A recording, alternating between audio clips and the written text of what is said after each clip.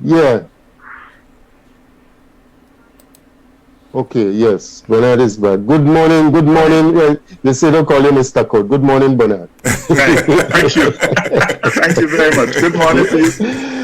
Yes. Now, we see that in the Grenada situation, we have what is called a unicameral legislature. Right. No, the bicameral. Right. The bicameral, Right. where we So have this is two the houses. unicameral. Yes. Where we have two houses. We have the House of Parliament and the Senate. Right. Now, St. Vincent got independence after us. Right. Barbados got independence before us. Right. They both have unicameral Right. legislatures where the Senate and the House of Parliament come together. Is there any marked difference in the two constructs? Okay, and what are they, if any? Does it make any difference? And my other question on that, in relation to that, is Barbados got before us, they have unicameral. St. Vincent got after us, they have unicameral. We were in the middle, we got bicameral. Was there any reason why we were given a bicameral as against a unicameral? So that's the first element of my question. The other issue I want to raise with you is, given the fact that it's been said time and again that the Constitution, people have referred to it as an illegal piece of paper. What do you say to the proposal that in our effort to break the colonial connection, the Prime Minister should unilaterally dismiss the Constitution, establish a commission with a 180-day mandate to come up with a document to be presented to the people, to be discussed over a 90-day period. The commission should be about a 7-man committee, and should include 2 lawyers, 1 clergy, 1 economist, 1 medical doctor, 1 technology expert, and 1 historian. And in the interim, while we're going through that process, we should be governed according to established norms and customs and so on. What do you say to such a proposal? Okay, that's 3 questions, really. Right, really. Right. Mm-hmm. Well, let me say on the first one, bicameral versus unicameral. I will quote one of my professors of political science at Brandeis University in my days as a 20 and 21-year-old student. Professor Long always would say, he says, when you're studying politics, or anything else in life for that matter, always understand and distinguish between differences that make a difference and differences that make no difference. Mm-hmm. A very profound statement if you think about it, because there are all sorts of differences. Some make no difference and others make a profound difference. I would argue that with respect to unicameral versus bicameral, the test of whether it makes a difference is, does it make a difference in terms of the distribution of power within the political system? Does it make a difference in terms of the most important point I made last week? Namely, that the prime ministerial Westminster model we have in all of these territories vests far too much power in the office of prime minister. Does it make a difference, secondly, between the power of the executive and the power of the legislature? In other words, as I pointed out last week, we have a system, unfortunately, in which there is effectively no separation of powers between the executive and the legislature. Unlike the British Parliament, where you have a cabinet of 22 to 25 people who have to be MPs, so they're in the legislature as well, but there are 25 of them at the most. Whereas they would have well over 300 members of parliament, sometimes over 400. So they have a massive backbench which sometimes votes against their own government, their own executive, if they feel they don't like what they're doing, or they have policy differences. They can do that. But if you have a parliament with 15 members, 13 members, small parliaments, everybody is a minister of cabinet or a deputy minister. There is no room, there are no backbenchers to talk about, and therefore there is no distinction between, and no separation of powers between executive and legislature, which is one of the important principles of checks and balances in a democracy. So we don't have that, unfortunately. So therefore, both in terms of the power of the Prime Minister in relationship to the overall power structure, and the total absence of any distinction that is meaningful between executive and legislature, therefore, in a situation like that, is there a difference? When you apply those two principles, those two tests, is there a difference between unicameral and bicameral? And I would argue no. I would argue, subject to correction or difference of opinion, debate by those who may disagree, but I would ask you, if you disagree with me, to tell me, how does the power of Prime Minister in St. Vincent or Barbados differ from the power of Prime Minister in Grenada? And what is the difference in terms of the separation of powers of the executive and the legislature in St. Vincent or Barbados versus Grenada? So on that basis, and on the basis of these two tests, I would say that we're talking about a difference that makes no difference between bicameral and multicameral, or bicameral and unicameral. So that would be my initial response to the first question. The second question is the issue of the Constitution being a piece of paper, which basically was, if you go back historically, if you look at it in historical perspective, was imposed upon us through the gunboat at gunpoint, because these colonies were seized from the local indigenous people with gunboats, with full-time warships with cannon and whatnot. They were seized brutally. The people who seized them were war criminals. We consider them today, and international law would consider them to be war criminals. So that the entire establishment of colonies and of colonization was a profoundly inhumane. As you know, they committed genocide against the Caribs. And then, of course, they brought in slaves. So that our system started with genocide and slavery. And this went on for many years, and colonialism and so on. And at the end of colonialism, when they realized the cost of keeping us was greater than the resources that they were able to plunder from us, that's the point at which we got our so-called independence. And therefore, the argument goes that since something started as a criminal enterprise, how does it end with that same criminal enterprise giving you a constitution? That's an argument, okay? I would say that we need to look at it a bit differently. Not that anything historically is wrong about facts of our history, but let's look at it this way. Does that constitution, is it an improvement over what would be without a constitution? Can you imagine Grenada, St. Vincent, Barbados, any of the islands being ruled without a constitution? What would it be like?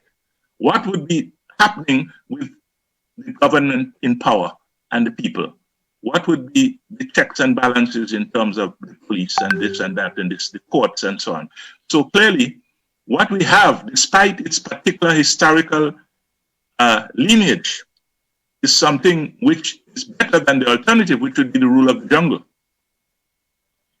Which leads me to my third point, a third question, and that is the one about, look, shouldn't the Prime Minister basically issue a statement, proclamation, decree, whatever you want to call it, abolishing the present constitution, setting up a team of quote-unquote wise men or whatever, to in fact draft a constitution which would be indigenous, which would be derived from the people, which would be derived by the people and not in London, thousands of miles away, and a referendum so that everybody, well, even before that, can discuss it and, thrash out and debate it, and then finally vote on the final version in a referendum. Well, my argument would be that it would be very good to do that. We need to do that. That is absolutely necessary. That is how we're going to repatriate, in fact, and establish a genuinely democratic constitution. But here's where I disagree with what was implicit in the question. And that is, you don't take one pot off the fire and throw it away before the next pot with food is ready. So why do that? Why not simply leave the Constitution as it is with all its defects and simply start the process of national debate and discussion and drafting of a new Constitution that is indigenous? And when it is ready and has been approved by referendum, you then put it in place of the existing Constitution. I think that's wiser than having a gap, a hiatus between the old and the new. Those would be my answers to those questions. Okay, Pablo, was your question answered there? All right. Yeah, my question was answered. Thank you very much. Thank you very much. So we move on to Kassandra and Mr. Nedd here for a moment. Kassandra, where are you? Here. Good morning again. Good morning. Good morning to the rest of the panelists. Before I ask or present some of my concerns, I'd want to ask for clarification purposes. Pablo just mentioned a bicameral legislature, but in section 23 of our Constitution, which speaks to the composition of our parliament, the Constitution takes into consideration Her Majesty. There shall be a Parliament of Grenada, which shall consist of Her Majesty, a Senate, and a House of Representatives. So do we actually have a bicameral legislature? Because there's another section of the Constitution that says that in order for a bill to be assented to, well, that is the role of the Governor General. So her role isn't just ceremonial, she plays an integral part of Parliament as per our Constitution. So I'm asking for clarity. Do we really have a bicameral system when the Constitution gives more than a ceremonial role to the Governor General? I follow you. Well, as a matter of fact, no. The truth is that it is formalistic.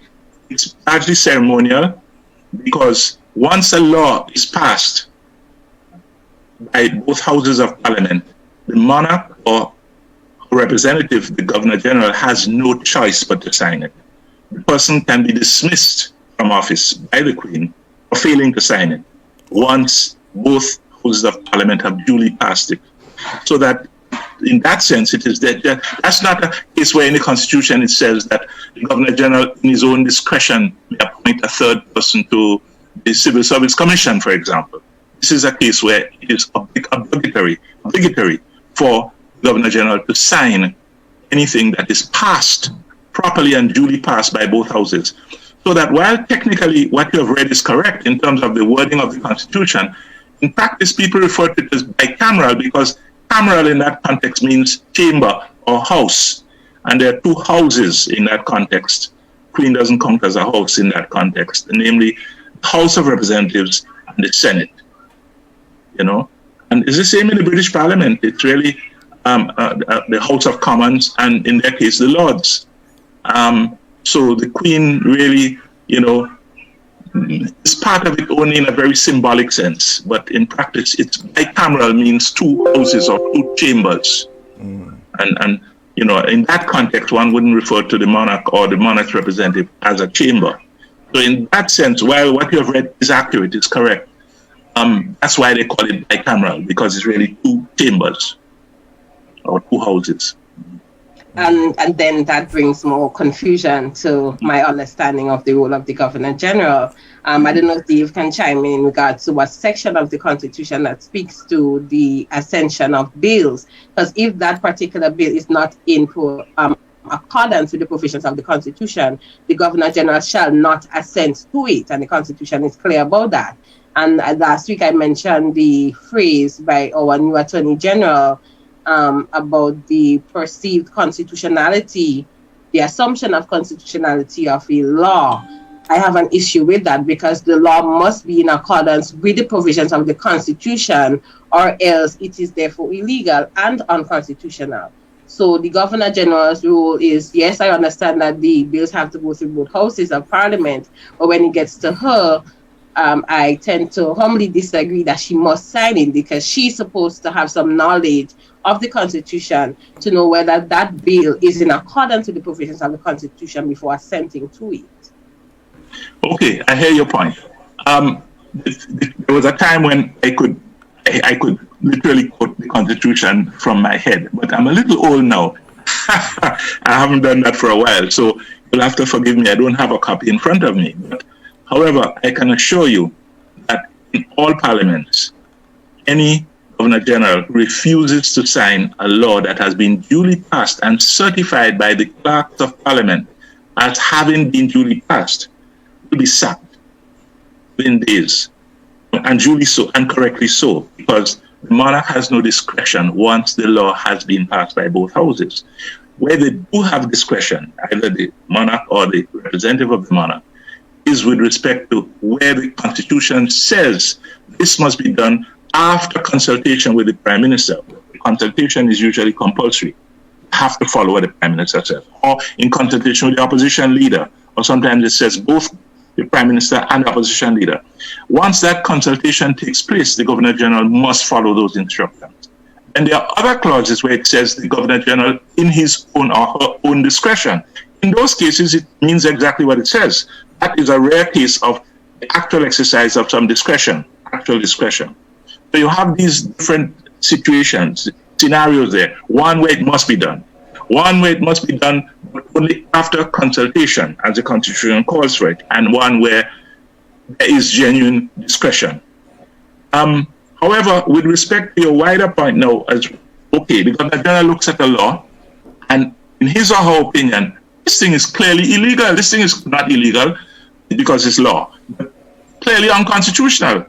I can't sign this. No. The Governor General is not the courts. That's why we have courts. We have a court system. And it is only the courts that are vested with the power to declare a law unconstitutional. Until it is declared, okay, you know somebody who has been charged with an offense and they are presumed innocent until proven guilty? It's the same thing. When both houses of Parliament pass a law, it is presumed to be lawful until the courts decide otherwise by striking it down or striking down sections of it on the grounds of those sections being in conflict with the Constitution. Now, Governor General, if you give an individual the power to decide that in the role of a Governor General, look what you're doing. First of all, who appoints the Governor General? Whoever is the sitting Prime Minister. If they're unhappy, they simply write to the Queen and say, we have lost confidence in this person. We want you to appoint this other person. They actually name the person they want to replace as Governor General. So what you'll be effectively doing, you have no separation of powers there. That's the worst person you should ask to make a decision that only a court should be making. Because the person is a creature of the Prime Minister. Either directly, because that Prime Minister recommended that person to the Queen,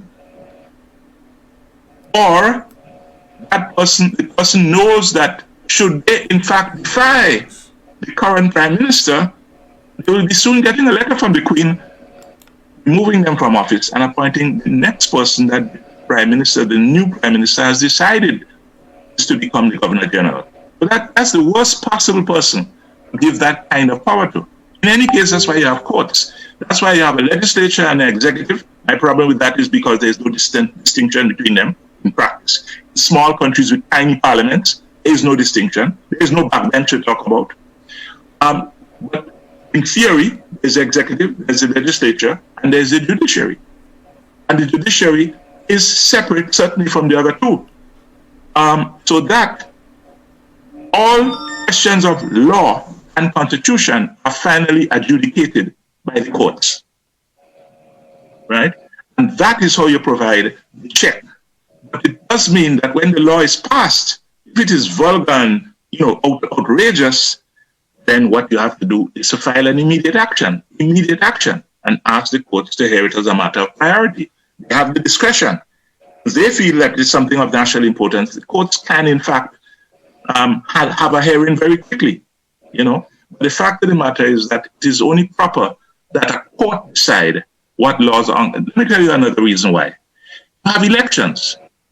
Okay, we know the problem of five-minute democracy or 5-second democracy once every 5 years. We know that. But until we change it, as I suggested last week, to add to that, not substitute, to add to that, clauses in a new constitution that requires mandatorily consultation with the people before certain things can be done. Not all laws, not all matters, but like the budget and things of importance, interfering with the ecology of the country, conservation, the question of the environment, things that could affect it. Certain categories, it could be in a schedule of a new constitution that says certain matters must be first passed through a system of consultation, right, with particular bodies within the society, or by holding meetings that are duly set up in a particular way so that there's genuine representation of wide sections of the community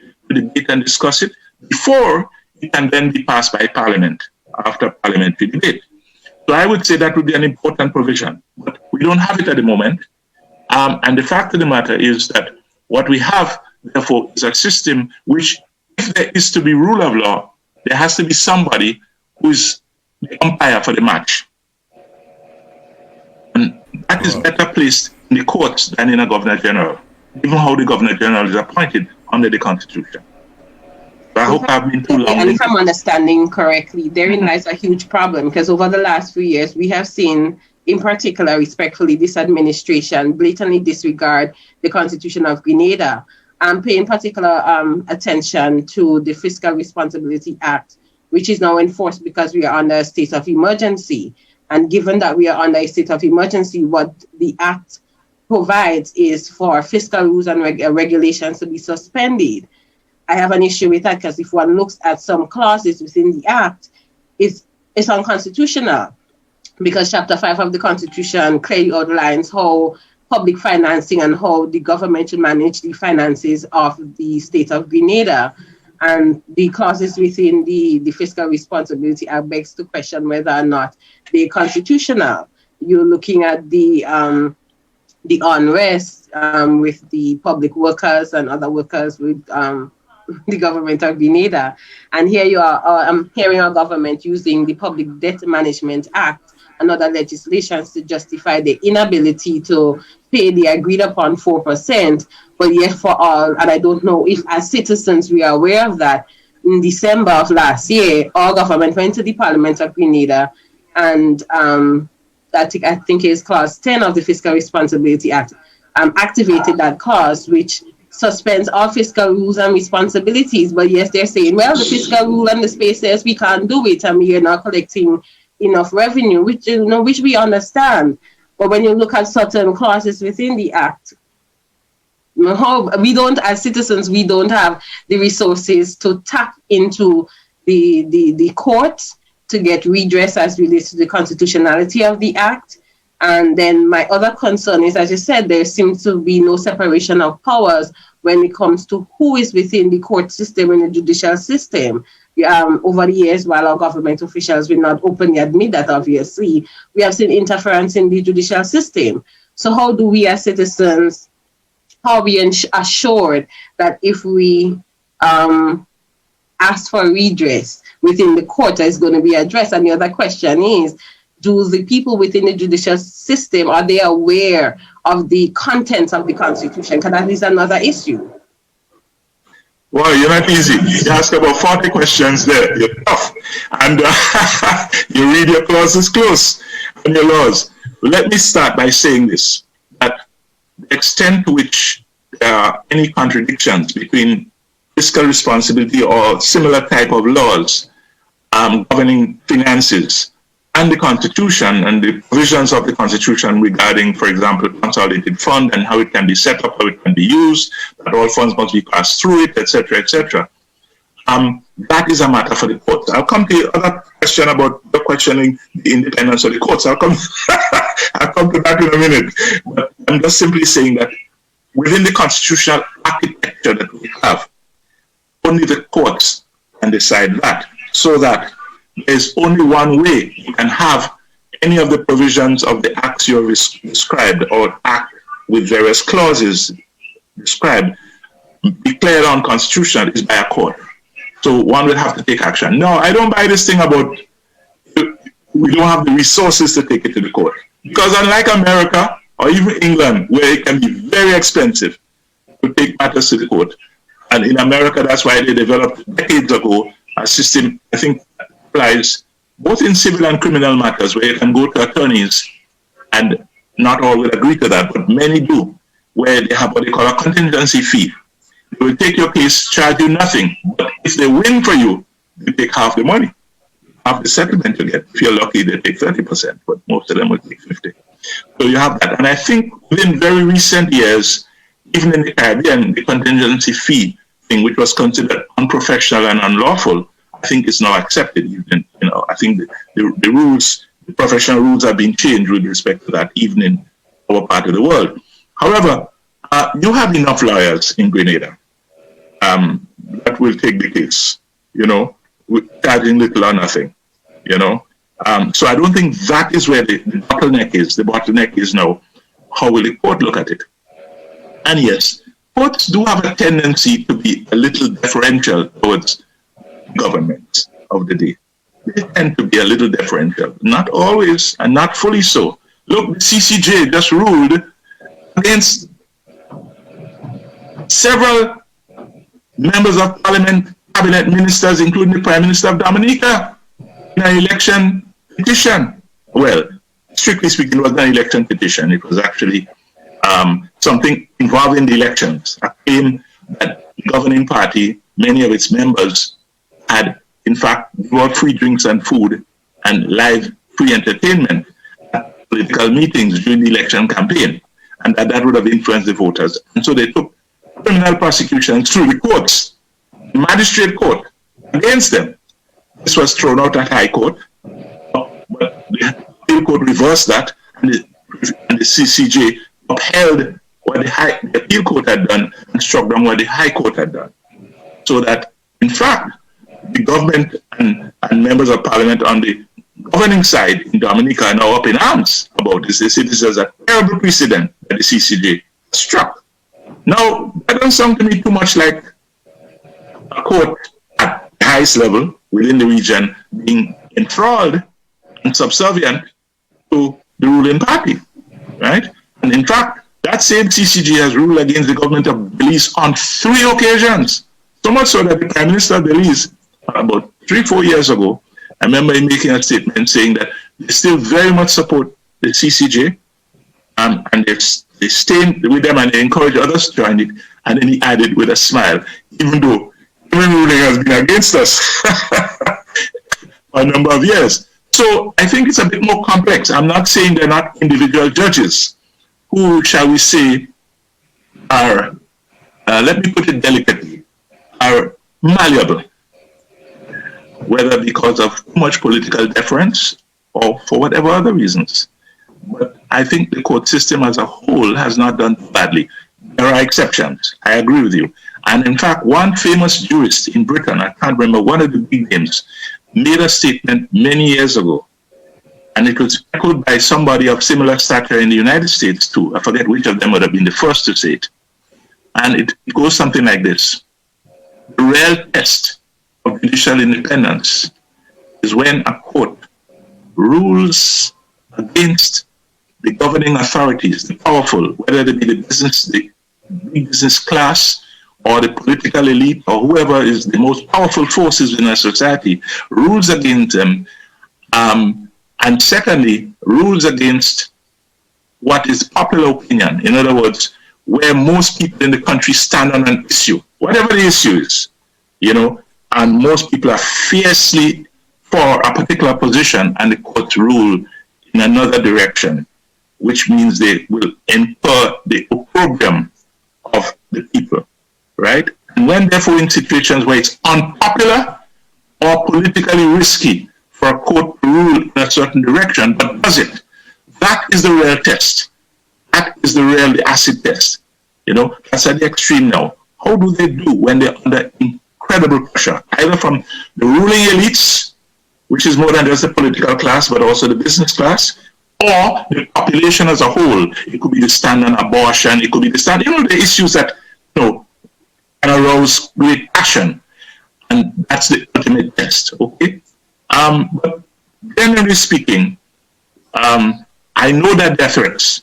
For example, to give you one example that supports your concern, there was a case where one particular judge, a Grenadian by the way, ruled against a particular government in a particular island, not Grenada, where she was, in fact, the High Court judge, the only judge. And constitutional matters came as well as strictly legal matters, but all to do with elections and the power of government and so on. And she ruled 2 or 3 times against that particular government. The Prime Minister of that country took it very personal. And when she reached 60 years of age, the public service, the Judicial and Legal Commission, regional, decides on appointments of judges. But when a judge reached retirement age, which is 60, or I don't know if they've changed it recently, it was 60, it probably still is. Not at CCJ level, it's higher at CCJ level, but at the regular High Court and Appeal Court level. And she applied, as she's entitled to do, for a 2-year extension beyond retirement age. All the prime ministers but one turned her down. I leave you to guess who turned her down. And so she had to come back to Grenada and the government give her some job or something like that, okay? So you have a situation where if you're getting close to retirement age and you feel 60 is kind of young, and I would really like to continue my career for a few more years, if you have made rulings that hurt a certain person, you could be in some difficulty. I know another judge, he was Grenadian too, and he was stationed in St. Vincent. He ruled against the government. Within no time at all, he was transferred to Dominica. He ruled against the government there. He was transferred to Montserrat. And, it was like that. And he couldn't make it onto the appeal court until years later, in changes of government, he finally made it onto the appeal court, many years later. So you do have situations like that. But we have to take the total picture. And what is more, as I said last week, bear in mind, at the end of the day, we're dealing with human beings. We're dealing with human beings with all the strengths and weaknesses that we as human beings have. And these human beings make up the institutions. And sometimes the institutions are not independently strong enough in the face of malleable or weak individuals. But the ultimate test and the ultimate guarantor or lack thereof of constitutional rule, the people. If the people, as I said last week, are not conscious, are not mobilized, are not fighting for their rights, and therefore they lose them, who is to blame?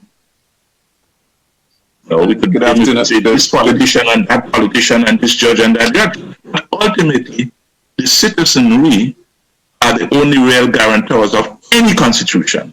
And therefore, fundamentally, the constitution has to be within our hearts and minds, collectively, as a people. That's the only ultimate guarantor. All right. Kassandra, switch over to Brother Nedd. Okay, good morning to everybody. Morning. Once again. Yes. Very interesting discussion this morning. And this is the whole discussion on the Governor General. The duties ascribed to the Governor General has been one that has been of concern to the Constitutional Caucus for a while now. For us, the Constitution in Section 23 establishes the Governor General as the head of our legislature. So any law that has to be enacted, it is established that in addition to the Senate and the House of Representatives, Her Majesty is represented. And Her Majesty's representative is given a very specific duty. So in Section 45 of our Constitution, that duty that is ascribed to Her Majesty's representative and the Parliament, by extension, gives the legislature the authority to make laws. The Senate and the House and the lower house to discuss the bills, and the Governor General to assent to the bill. So I still struggle with the perception that the Governor General has to assent, because for me, Section 45(2) of the Grenada Constitution clearly articulates when a bill is submitted to the Governor General for ascension, in accordance with the provisions of this Constitution, he shall signify that he assents or that he withholds assent. So this is not an ambiguous statement. The Governor General has the authority to assent to the bill or not. And as head of the legislature, that is one of the duties that's ascribed to her. And the role of the Governor General, again, is very pivotal in this Constitution, because she is not just only the head of the legislature, the entity that makes the laws, but she is also, by virtue of Section 57, by virtue of Section 1, she is the executive authority. The executive authority is vested in Her Majesty. She is also the head of the government, the organs of government, the cabinet. So I continue to struggle to put all of this together. And for me, it signifies simply that the Governor General has a very specific role to play. And she is put in a position where she does not run the legislature, she does not run the executive, but she is put in a position where she has the authority to make sure that those organs are run according to the dictates of the Constitution. And that is a question that I would want to ask, you know? Yes. Well, that's deep. That's deep. But let me put it this way to you. We have to look at this thing in broad historical terms. Remember, there was a time, and remember, we have our Constitution coming out from the British, from British colonialism. And it is invested with their thought process, their culture, their political culture, their imprint, and their imprimatur. They're the ones who gave it to us, imposed it on us. We had very little say as a people in drafting it. So it's important to understand their historical background. Remember that there was a time in Britain when the monarch had absolute power. Absolute power. Now, that was the system then. And at a certain stage, and for centuries, the monarch was both the head of the courts, in a real sense, as well as, of course, the legislature and the executive. Now, as you know, from 1215, the Lords, because there was no broad democracy at that time, but the Lords basically held down the monarch with swords and made him sign the Magna Carta. Some call it the Magna Charta. I'm not sure. You know, I've seen it spelled both ways and I've seen it pronounced both ways, which provided certain rights and powers. Not for the masses then, but it has in fact since evolved as rights of the people as a whole. So I only make that point to say there was a time when the monarch had absolute power in all matters. And then the process starting in 1215 was one of eroding that power. By the time you reach 1688, with the so-called English Revolution, that, of course, was a fundamental departure from what went on before. But what am I getting at? I'm getting at one thing. The monarch, throughout British history, and I might say several other countries too, although they have now become republics like France and Germany and others, the monarch is a creature of genetics, of inheritance, one family, birth determined. Do you want a system where birth determines who runs the country? If you were to give the kind of powers to the monarch as you know, you are in fact advocating or suggesting is what is existing in the document, and not your personal opinion, but your reading of the document. Remember that The Governor General we have is a creature of system of determined by birth, in that the monarch is the monarch's appointed representative in Grenada. So for as long as we have the Queen of England or the King, whenever Prince Charles takes over, you have a system that is determined by birth.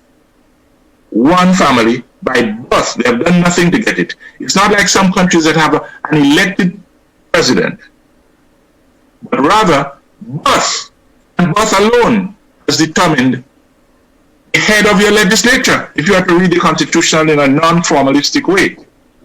And then remember, secondly, what I said before, which is that the Governor General can be removed at any time at the whim and fancy of the Prime Minister. So that's not really in the picture. Okay, so I can say, I refuse to sign this bill. Okay, how many days before he or she will no longer be able to refuse because they have been replaced by somebody who would sign it? So that's really, I'm suggesting, not an answer to our problems. I would like to suggest respectfully that perhaps we need a head of state, if you want a ceremonial head of state, if you don't want an executive prime minister, an executive president rather, you can have a head of state who has the same functions of a governor general or queen, but is elected in some way by the people, so that they have an independent base. And on that basis, and I would not give them the power to veto. I wouldn't give one person, man or woman, the power to veto what the whole parliament, elected parliament, has decided. I would say, give them the power to withhold for 90 days and to trigger a consultation with the people. And if it's very important, to trigger a referendum. In other words, you could have a power that is short of the absolute power to veto what everybody who has been elected by the people has decided, but rather the power to delay and to force consultation. Some ideas to think about.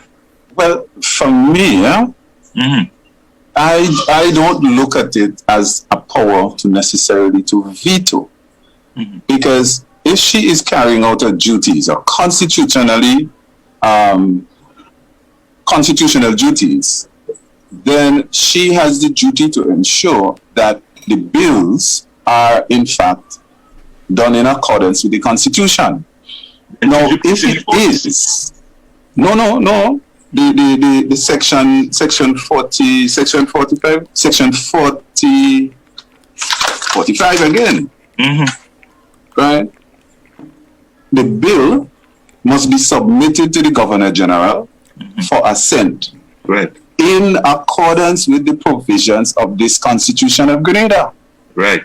So the bill must be in accordance with what the constitutional instructions, the constitutional directions are. Yes, true. Now, if the Governor General, in her own determination, in some way figures that this bill clearly violates certain aspects of the Constitution, then she has the right not to assent to.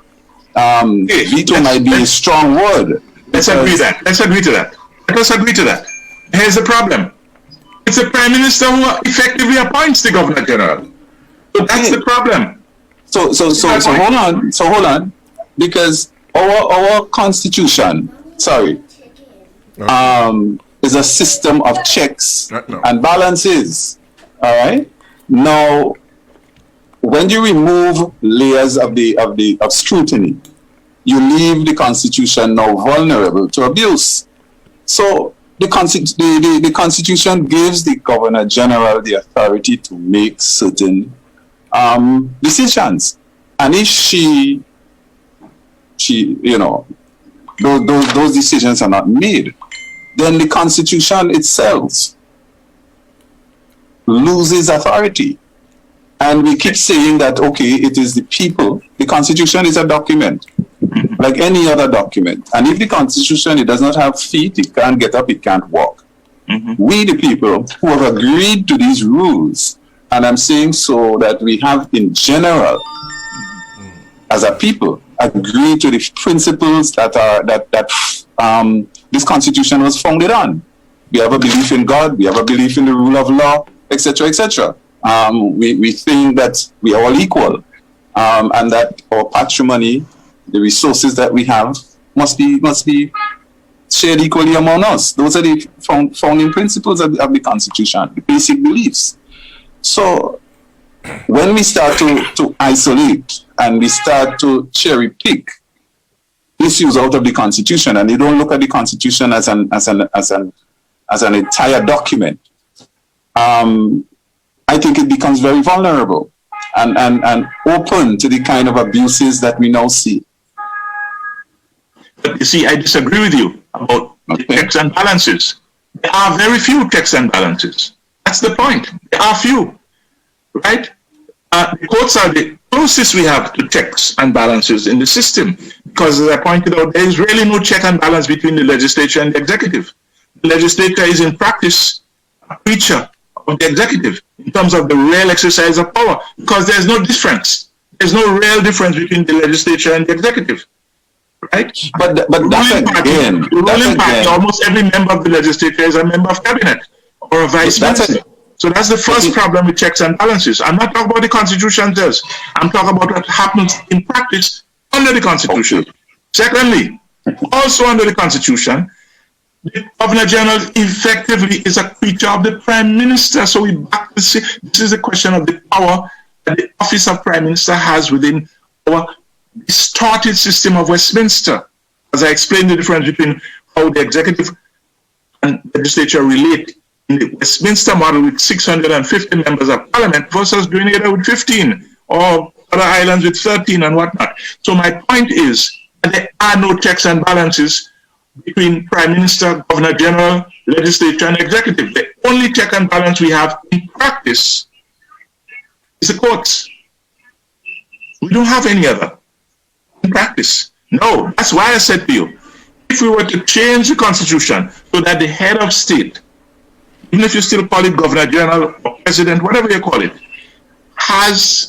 is appointed differently by election. They have to be elected directly by the people, or they have to be elected in some manner, so that it's an elected position, not one chosen by one man, the Prime Minister.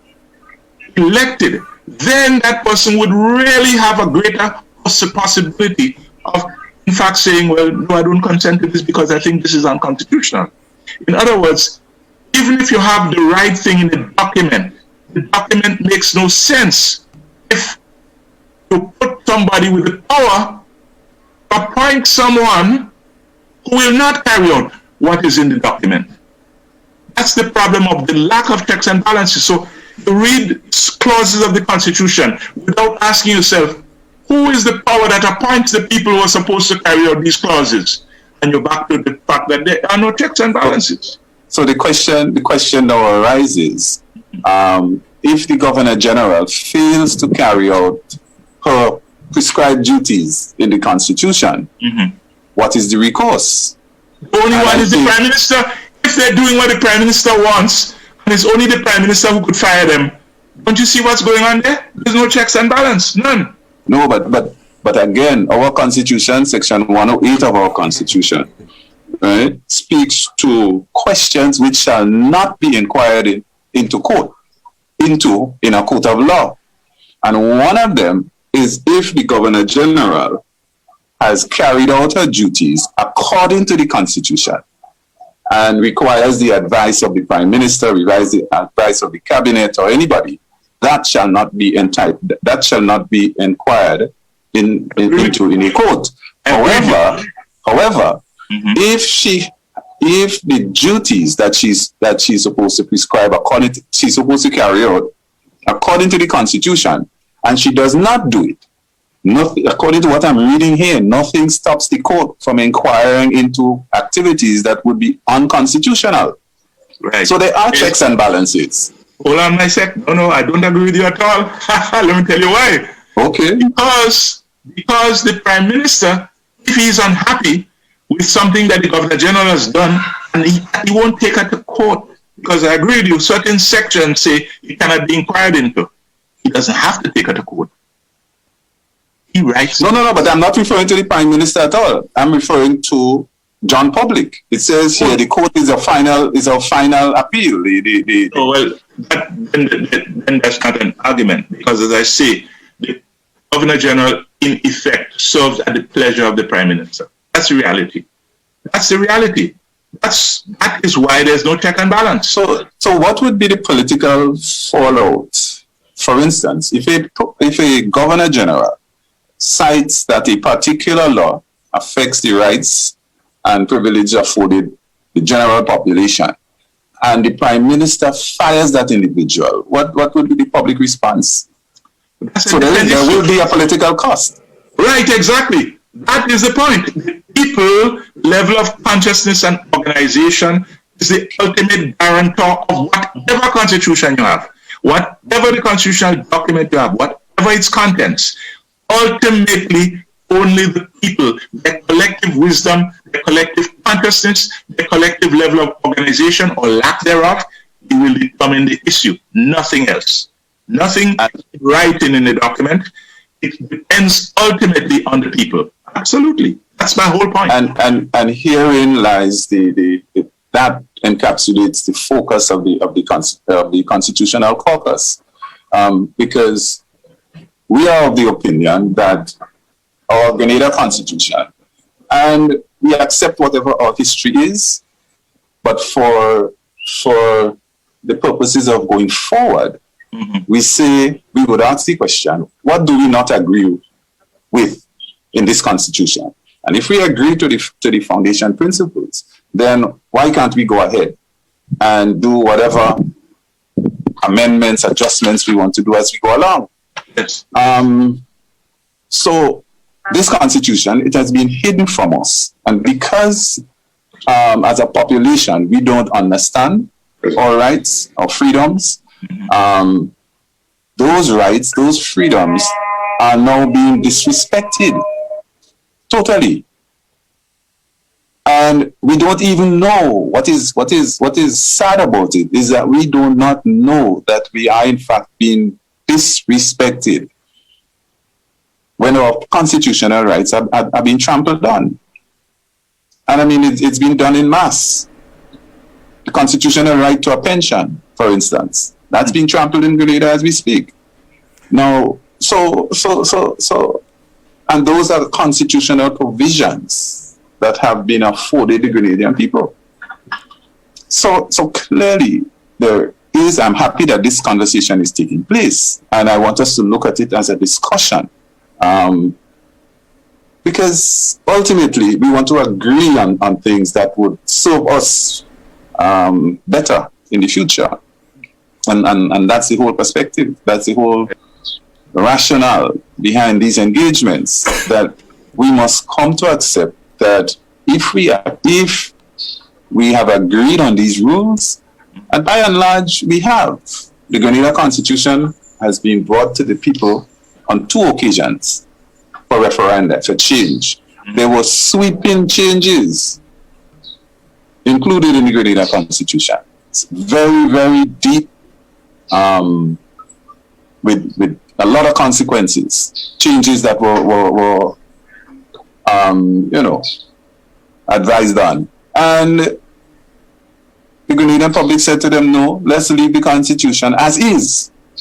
So fine, we now have a document that we have agreed that this is what we want to work with. For how many years, in the future, whoever wants to change it again still can. But we now have to start to talk now about giving that document the force of authority that it's supposed to have. And the problem that we're seeing here is that if we selectively, because of custom, because of practice, say that, okay, that is how it's done. That is how it's done, and it may have been done for 20, 30, 40 years, but it's done wrong, in contravention to the oath that as public servants and elected officials that we all take. So that's the concerns that we have. Yes. Right. You made an important point when you said earlier that ultimately misdeeds by any government, the ultimate sanction is political cost. But the political cost is going to be low if people are not conscious. Yeah. And high if people are conscious. That's why I keep on saying, no matter what is in the document, no matter how laudatory the actual document is, no matter how many checks and balances you put into it, ultimately, as you pointed out, what price or what cost a particular governing party in any of these territories has to pay is determined by the people, the political cost, the next election, or whatever.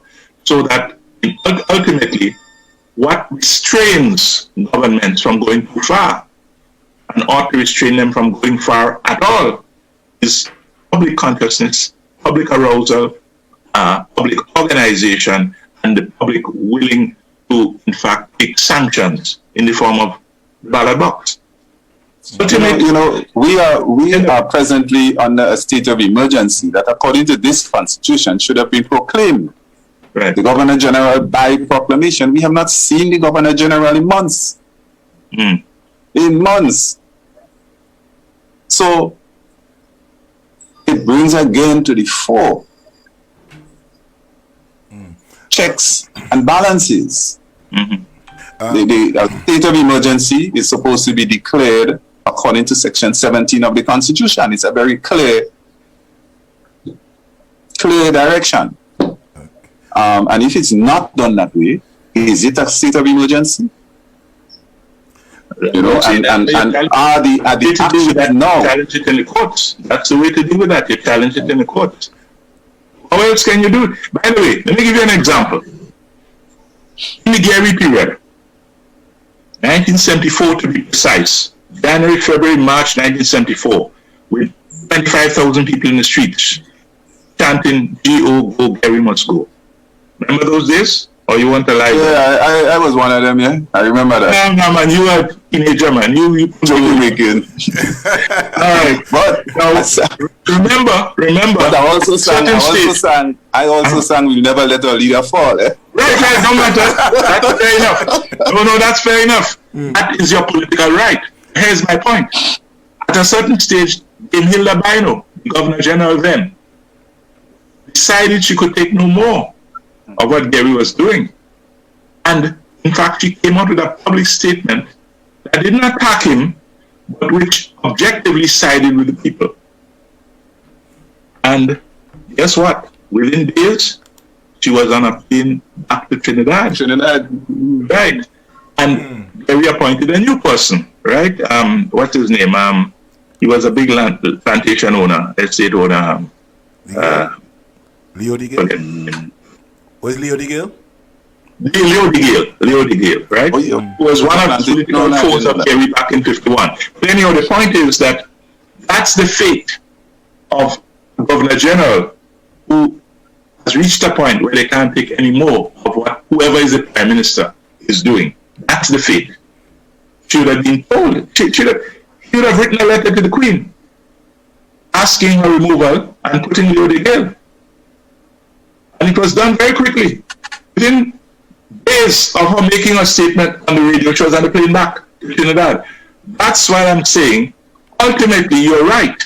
Political cost is the only effective constraint against the power of any government. All right. The time is now 11:30. I could have about half an hour to go before we get out of here. I want to ask a question. Nedd kind of glass over it a bit. Comrade Coard, you have been the single-handedly put NIS together. There's a lot of talk about the NIS and how it should be functioning. Could you give us a little synopsis on the functionality of what your idea was when you put the NIS together? Okay. Well, first of all, let me say that the International Labour Organization must get the credit for the technical work that was done in devising the NIS. They have done that for many countries around the world. And they first went to Gary. They went to the Gary government before the revolution and said, look, we think it's time for you to put an NIS in place. All the other Caribbean territories, or nearly all, I think all but one or two, already have an NIS. So that, you really need, it's important for the people because the overwhelming majority of Grenadians have no pension, nothing at all. So only civil servants and only established civil servants have a pension. The rest of the people, the overwhelming majority, have no pension. And that cannot be in a modern society. Very response, and this is what the ILO technical people who came now during the revolution speak to me as Minister of Finance. And they said, I'd gone to Gary, and his response was, yeah, it's a great idea, it's necessary, but by political cost it's going to be too high. I'm not quoting his exact words, but, that's what effectively they were told. But when you go and take 4% out of people's salaries, right, and the salaries are already low, people are going to make a lot of noise, because remember, 4% comes from the employer side and 4% from the worker side. I'm talking about the conception at the beginning. And so he says, boy, in this time of recession, again, he wouldn't have used the term recession, but the economy was slowing down. Agriculture wasn't doing too well. There wasn't much tourism in those days, and so on. There wasn't much manufacturing. There wasn't much of an economy. Mostly people living off remittances. And remittances under Gary, the last year of Gary was 14 million EC dollars. The first year of the revolution was 42 million. So even remittances weren't doing too well under Gary.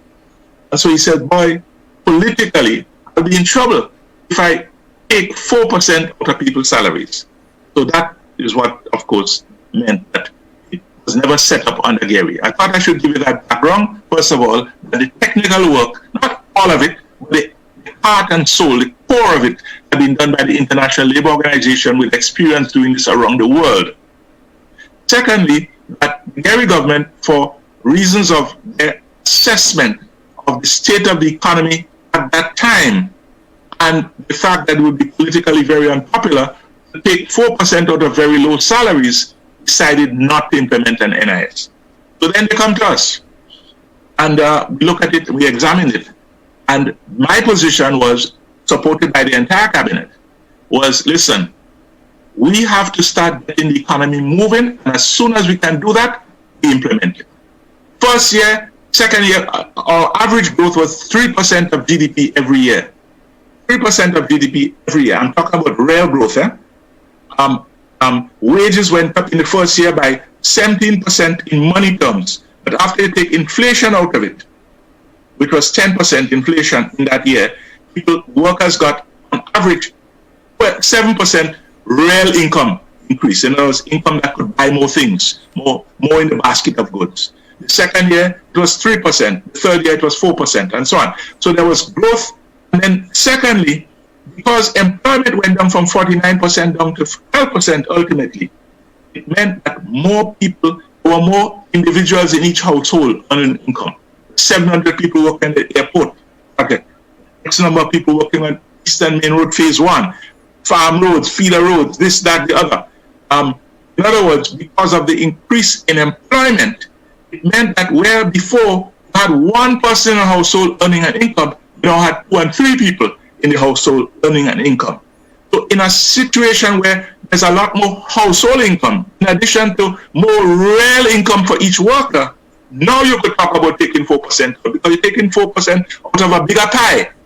So the timing of the NIS was April 4th, 1983. And we used the period from 80, 81, 82, and 83. The first 3 years, we laid the foundations in terms of raising real incomes, in terms of raising household incomes, and then we set up NIS, implemented NIS. In the meantime, the work was being done. And I must again give credit to a guy called Christopher Ram, an accountant, an outstanding accountant from Guyana, who we employed. We brought him in to help us in the Ministry of Finance in a number of capacities to do with accounting, and in particular this. And in fact, I gave him the mandate to go in and actually set up the NIS using his accounting skills. By the way, that's why I always laugh when I hear all sorts of other people claim, I am the one who set up the NIS for Coard, I am the one who did the work, I'm the one who did this. And it was a guy called Christopher Ram. Anybody who claims it other than Christopher Ram, just have a good laugh, okay? He's the man who actually went in and did the technical work, obviously with a team of people, but he was the head of the team. And so that's how the NIS was set up, and that's the timing as to why it was set up when it was, not before, right? You can't take money out of people with very little income. When their incomes are rising year after year after year, then you're in a position because you're taking out a slice out of a much bigger cake. So that is the context and that is the timing of the NIS. Now also, there's another side to this thing, a very important strategic side, and that is within a few years, the NIS had 500 million EC dollars in its reserves. And it reached a stage where it had, a few years ago, $1 billion. About a year or two ago, it reached $1 billion. Can you imagine that? An economy of the size of Grenada. You know, that's a huge amount. That's like trillions of dollars in the American economy by comparison. So that, in fact, that money now could be used for developmental purposes. Unfortunately, during the era of this, they raided the NIS. I was very upset. They raided the NIS to pay salaries. Now, that is craziness, if you'll forgive my language. That's craziness. If you put up housing units and either sell them to civil servants, workers in the private sector, whoever wants to buy, you sell your houses to them or you rent it to them. Whichever way, money is coming back to replace the money you borrowed from the NIS to build the housing. Whether it's coming back in rent or it's coming back in mortgage payments, in other words, you're recreating the money. But if you just take it and pay salaries direct with it, gone for good. That's the end of it. So unfortunately, the NIS was raided a number of times by governments in a way which was harmful strategically to the NIS. And that is very unfortunate.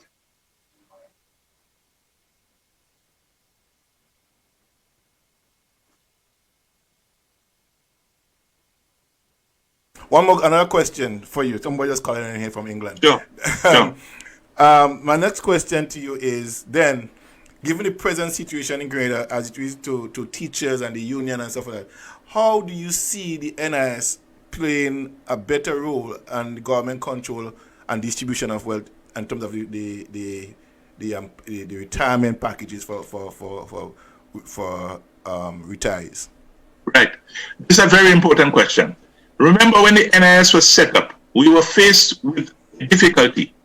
The only people at that time who got a pension, the only people in the whole of Grenada who got a pension were civil servants, what they call established civil servants. Not everybody working for government, you know. People working on the roads, people working on government farms, the people, you know, who are the janitors and the cleaners and so on, and the stewards and the, you know, the people like that. They got no pension, you know. It was established civil servants, the one wearing jacket and tie, in other words, to put it crudely. They're the ones who got pensions. No. And teachers and nurses and people like that. No. So what we are doing is providing a pension for the entire population. What we did was we put a clause in the law, clause 45. I think it's number 45, subject to correction, which said that at any future time, you wouldn't have to go back to Parliament and change the law or amend the law. The Minister of Finance or the Minister of Social Security, I forget which one, the minister involved, the minister responsible, could, by declaration, by gazette, in fact, increase the pension for public workers, because we're starting with a system there, they are getting paid. And under the same law that set up the NIS, it said that all existing civil servants, everybody who was working for the civil service up to that point, even if they were hired one day before the law came into effect, were entitled to the full civil service pension that had been there from before. Only people hired after that date. And the idea would be that nobody hired after 4th of April 83, none would be retiring for another 20, 30, or 40 years. So we had 20 to 40 years in which to build up what we call in economics sinking fund that would in fact make up the difference between the NIS pension and the pension that civil servants in the past and up to that date were getting. Wow. Successive governments chose to do nothing for the 20, 30, 40 years. Because remember, I say if a person of 18, 19, or 20 or 22 was hired in the civil service on April 5th, 1983, they would not be retiring at the age of 20, they're not retiring for 40 years. If they hired at 25 years of age, they're not retiring for 35 years. If they even hired at 30 years of age, not retiring for another 30 years. Therefore, there was enough time to build up a sinking fund. every single government did nothing about it. And instead, as I pointed out, one case of a government that just simply raided the NIS to pay current civil service salaries instead of investing the money and using the profits, the income from the investment, to pay civil servants more and to put some in a sinking fund. Therefore, when the crisis comes now, 30 years later, some unscrupulous people want to say it's the PIG fault. And they conveniently don't tell civil servants there's clause 45. And they could have done something about it. Look, they hadn't go to Parliament, they haven't got to pass a new law. They don't have to amend the law. They don't have to put a new clause in the law or change any clause. There's a clause built into it. In other words, we saw the problem. And our plan was to set up a sinking fund. But remember, the invasion came 6 months after the NIS was set up. So that never happened. So that's the background to the situation. And there's no alternative. If you are to properly recompense your public servants, you have to set up a sinking fund. You have to set up something, in other words. And it can take different forms. It can take the form of investments. And you don't touch the investments. You don't touch the dividends or the interest, depending on what the portfolio of the investment is. Let it build up so that you'll have enough money at a certain critical point in order to pay future civil servants the correct amount.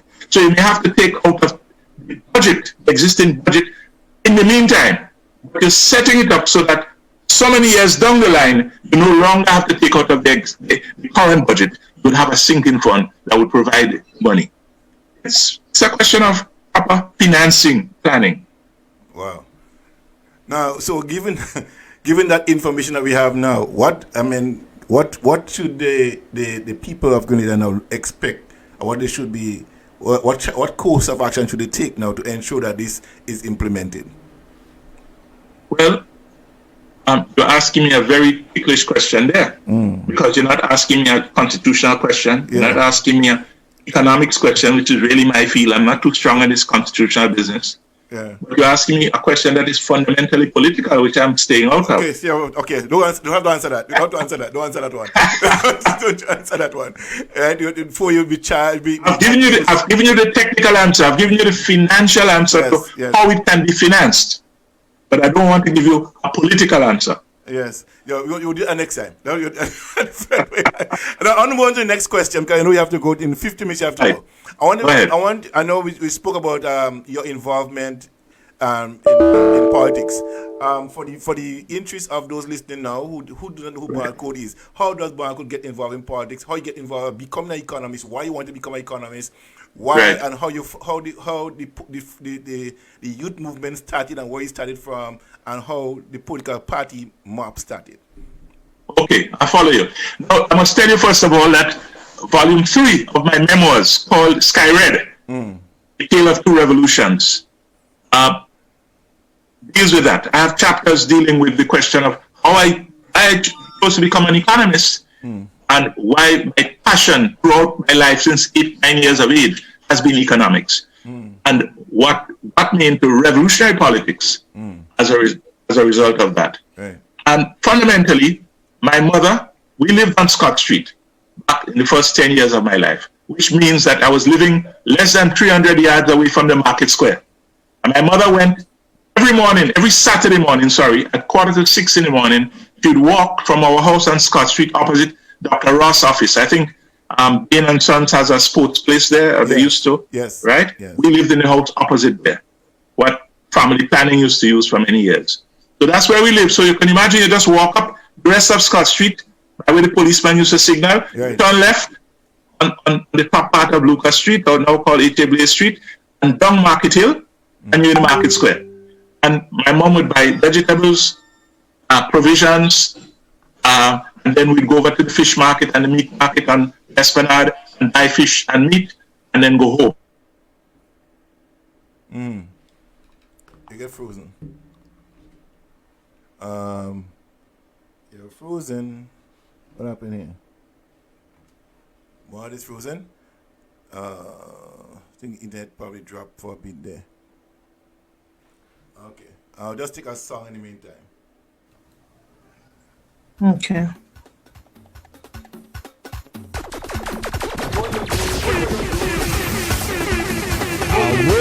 Well, then, no, this is simple, then. Big enough DJ Soca-holic. You don't know. We're going to take a break and come right back. All right. All right, are you here, comrade? Comrade Bernard? Can you hear me? Yes, yeah, we're hearing you now. Okay. Yeah, okay, right. We got cut off for a while. Yeah. So I got that training from age 3 to age 7. And at 7, my mother said, "You're going on your own now." I was a little scared. 7, and we're talking about 300 yards. I know the place well. In those days, I must tell you, when I was a child, there were only about 250 cars in the whole of Grenada. That's why in those days, people used to play cricket in the road.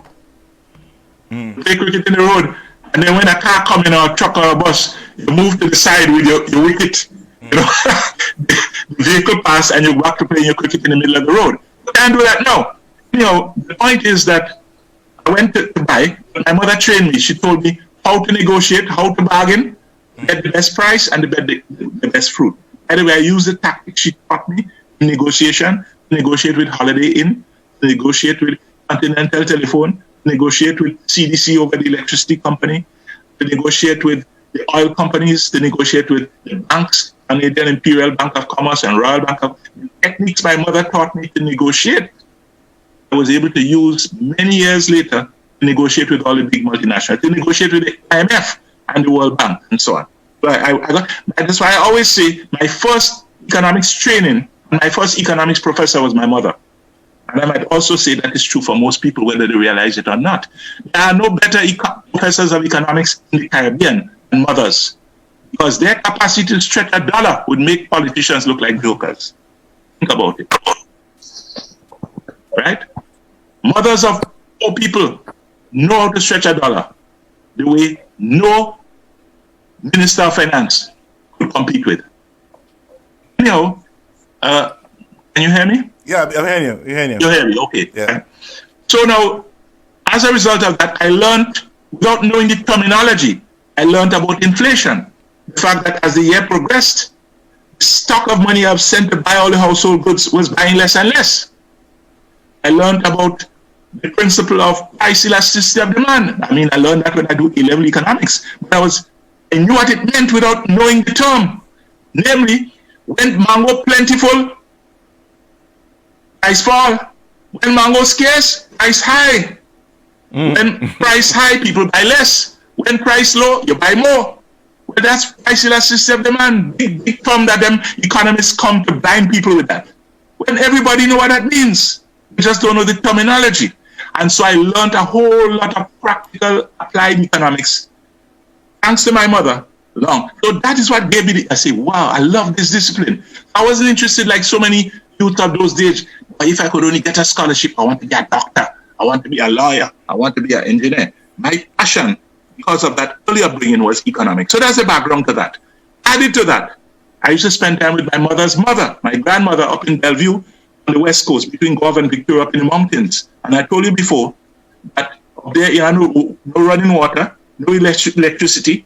We had to walk with buckets 2 miles up the mountains to a spring to collect water and come back and fill a drum, with drinking water. 1 drum for drinking water, which we got from the spring 2 miles away.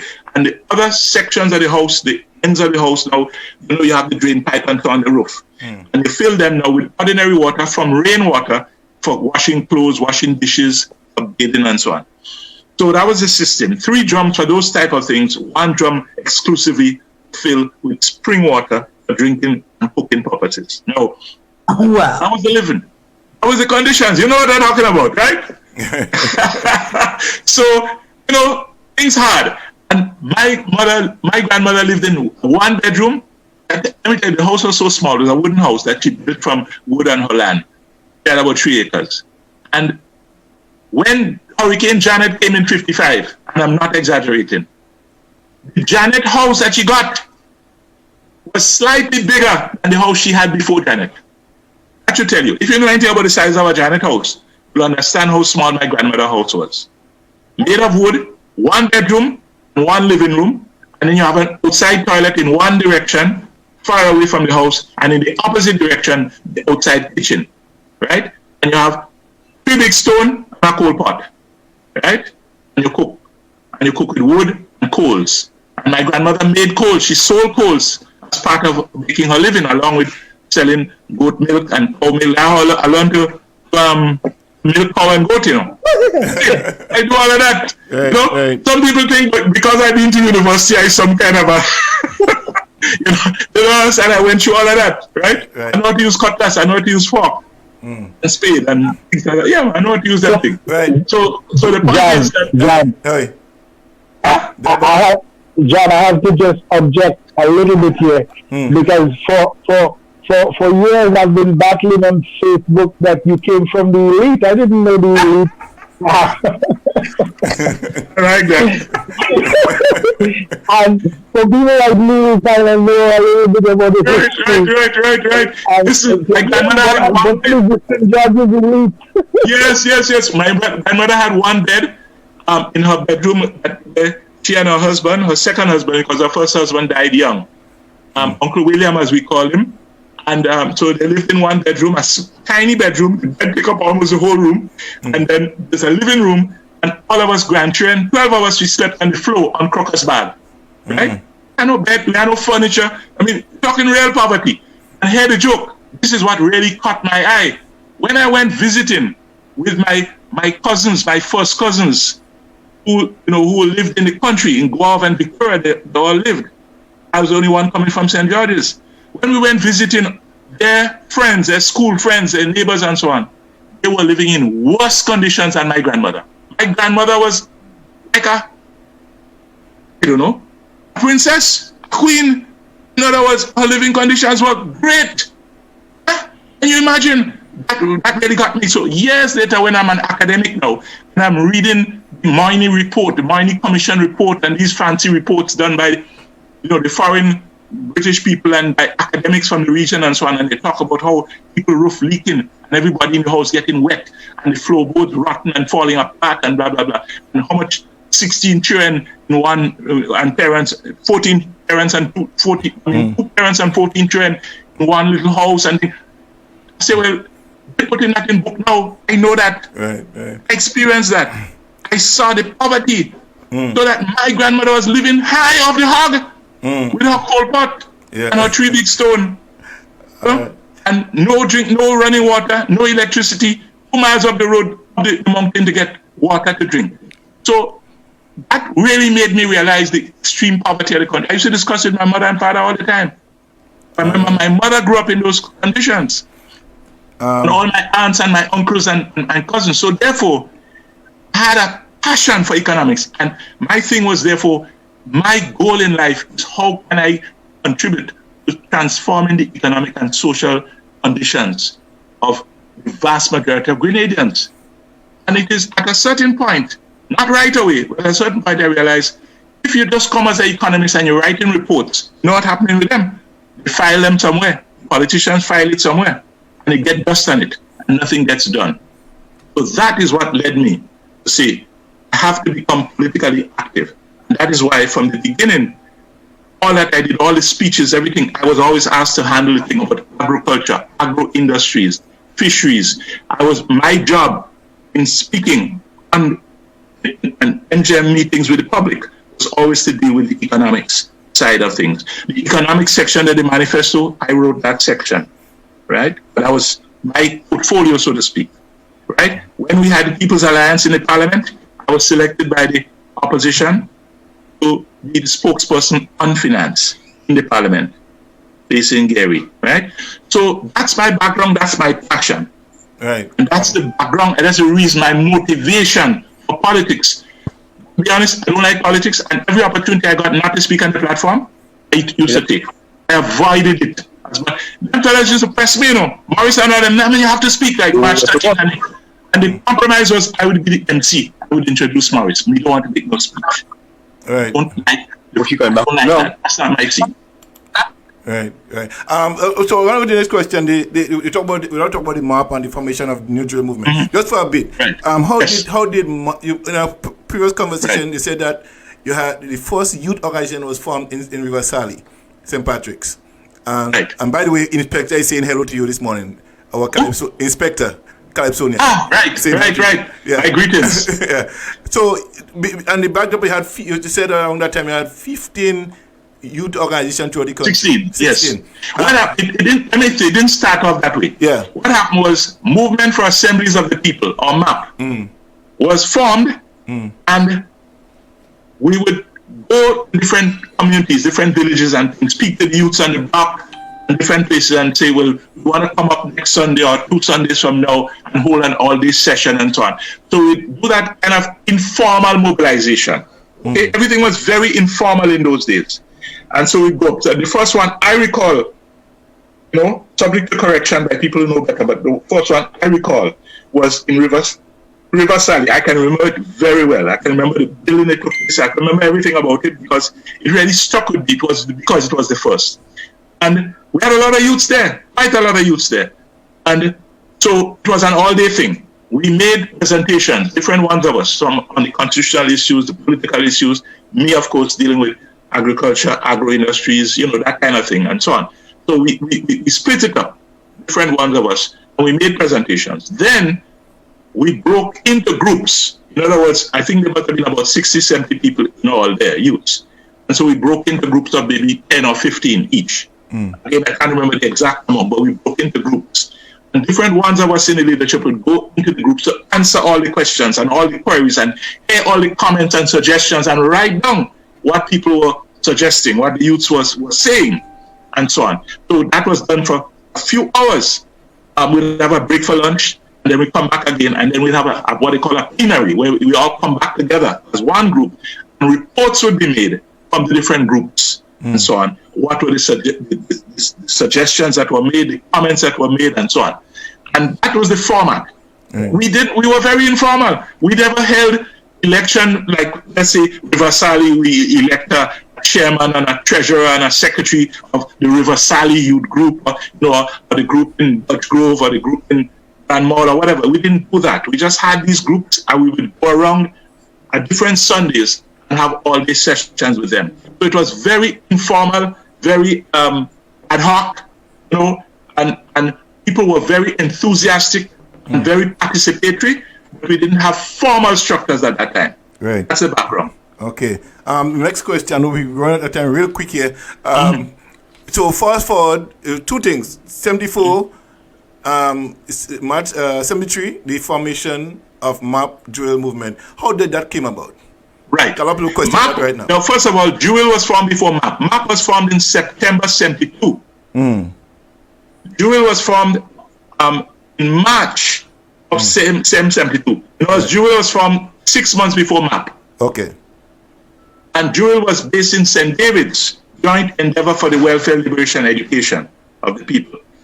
So it was Jewel and MAP.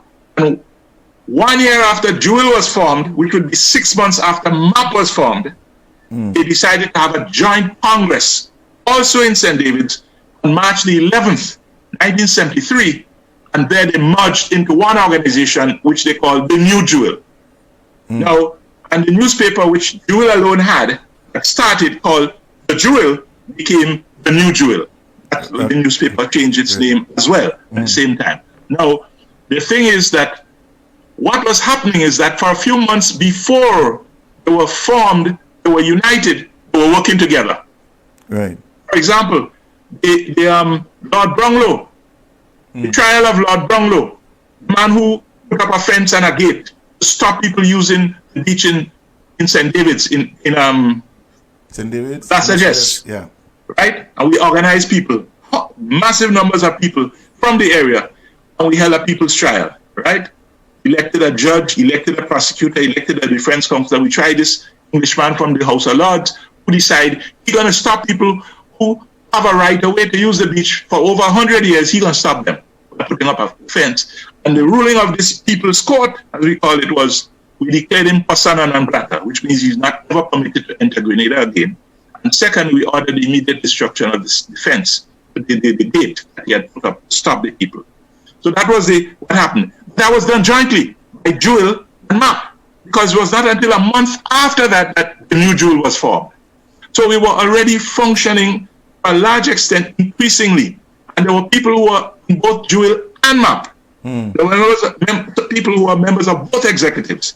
So there was that. What was happening is that we were all basically with the same outlook, same aspirations, the same passion, the same program of what we wanted to see done for the country. So we said to ourselves, why are we separate then? Let's join together. And that's how MAP and Jewel became the new Jewel on March 11, 1973. Okay. The next question, my final question for you is this one. We see these teachers striking and stuff. In 1974, when the strike began, and how did it begin, how did it end, why did it end the way it ended, and to the point where the demonstrations that was taking place ended, I say mostly abruptly. What was the That's true. factor behind it? Yes, that's a very important question. Let me start by saying this. The New Jewel movement, from the moment it was formed, from the very first bureau meeting that was held within a week or 10 days at the most of the formation on March 11th, 73, by the end of March, we had held our first bureau meeting, and we decided that we'd use the next 6 weeks and go on what we call a blitzkrieg, which is we would hold meetings in as many villages throughout Grenada as possible. We divide up the leadership so that we have 2 or 3 of the leaders in each of 3 or 4 or 5 villages holding meetings simultaneously. So we would be in 6 villages at the same time, each village having 2 of the top leaders, and then we'd have local leaders who are members of the party also on the platform speaking, and we're speaking on the issues. And the issue at that time was, of course, independence and the struggle over meaningful versus meaningless independence. That was our slogan. And then we explained on the platform what we meant by meaningful independence and what meaningless independence meant. Namely, we have a flag and a new anthem and nothing else changed. So we explained all of that to the people in these meetings. We held meetings in about 100 villages. At that time, we had about 140 villages. I must tell you, when we say village, some of the villages only had 10 houses. No, every little tiny place, which sometimes we call it a pocket. We call it a pocket village. So some were big like Birch Grove, like Ladig, like Unique, like St. Paul's, and others were tiny. River Road was another big village, and so on. But regardless of size, we would hold these meetings. And so this was the background to the struggle. And then at a certain point, we went to, that was in May the 6th, 1973. Gary, of course, used his usual tactics. So by November of 73, in fact, before November, from about August, we decided that we would have to do something to get rid of the Gary regime because they had become more violent and everything. So we decided to hold what we call a People's Congress to decide the fate of the Gary government, held on the 18th of November, Sunday the 18th of November at Simoon. Massive crowd there again. It's like for the People's Convention and Independence, which was May the 6th. We go back there now, this time is a People's Congress. And all kind of things happen. I can't go into all of it. Yeah. The bottom line is, we held that meeting, and the people, at that time, we distributed 10,000 copies of the manifesto of the New Deal movement to the people, and different speakers went through it and explained the different sections of the manifesto dealing with legal issues, constitutional issues, political issues, economic issues, and so on. With people having copies in their hand, they could turn the pages and could follow what the speakers are saying, and then at the end of it, vote in favor of the manifesto. And vote in favor of the removal of the Gary government. Well, Gary reacted the very next day by brutality. As you know, it was called Bloody Sunday. Yes. And I don't have to tell you all that happened then. Yes. So as a result, there was an immediate general strike that was called in response to that. But after just a few days, a committee that was formed of some of the trade union leaders and some other elements in the society, so service clubs and so on, decided, let's call it off and give him a deadline to meet the conditions required. Well, Gary said, yeah, I'm going to do it. And then a few weeks later, of course, the deadline, he didn't do it. So then they tried to go and strike again. He said, hold on. So they held on. So it wasn't until the 2nd of January, 1st of January being a holiday, people didn't come out for that day. But this demonstration started on the 2nd of January and were held every day in January, February, and March up to the 21st of March. But that was because Gary promised to carry out certain conditions, and he failed to carry out even one of those conditions. So finally, they were forced to start. Here's the problem. NGM could explain to the people, could raise their consciousness, could tell them, come out and demonstrate in Queen's Park, and come out and demonstrate in the town of St. George and all over.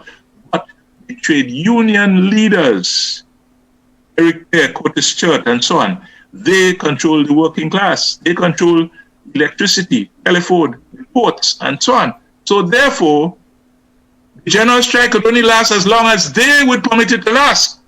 And the moment they decided, and let me tell you something, Gary's police could no longer travel on the roads. They had no gas to put in the car. Remember, there were no imports coming in and no exports. The country was shut down. People weren't paying taxes, right?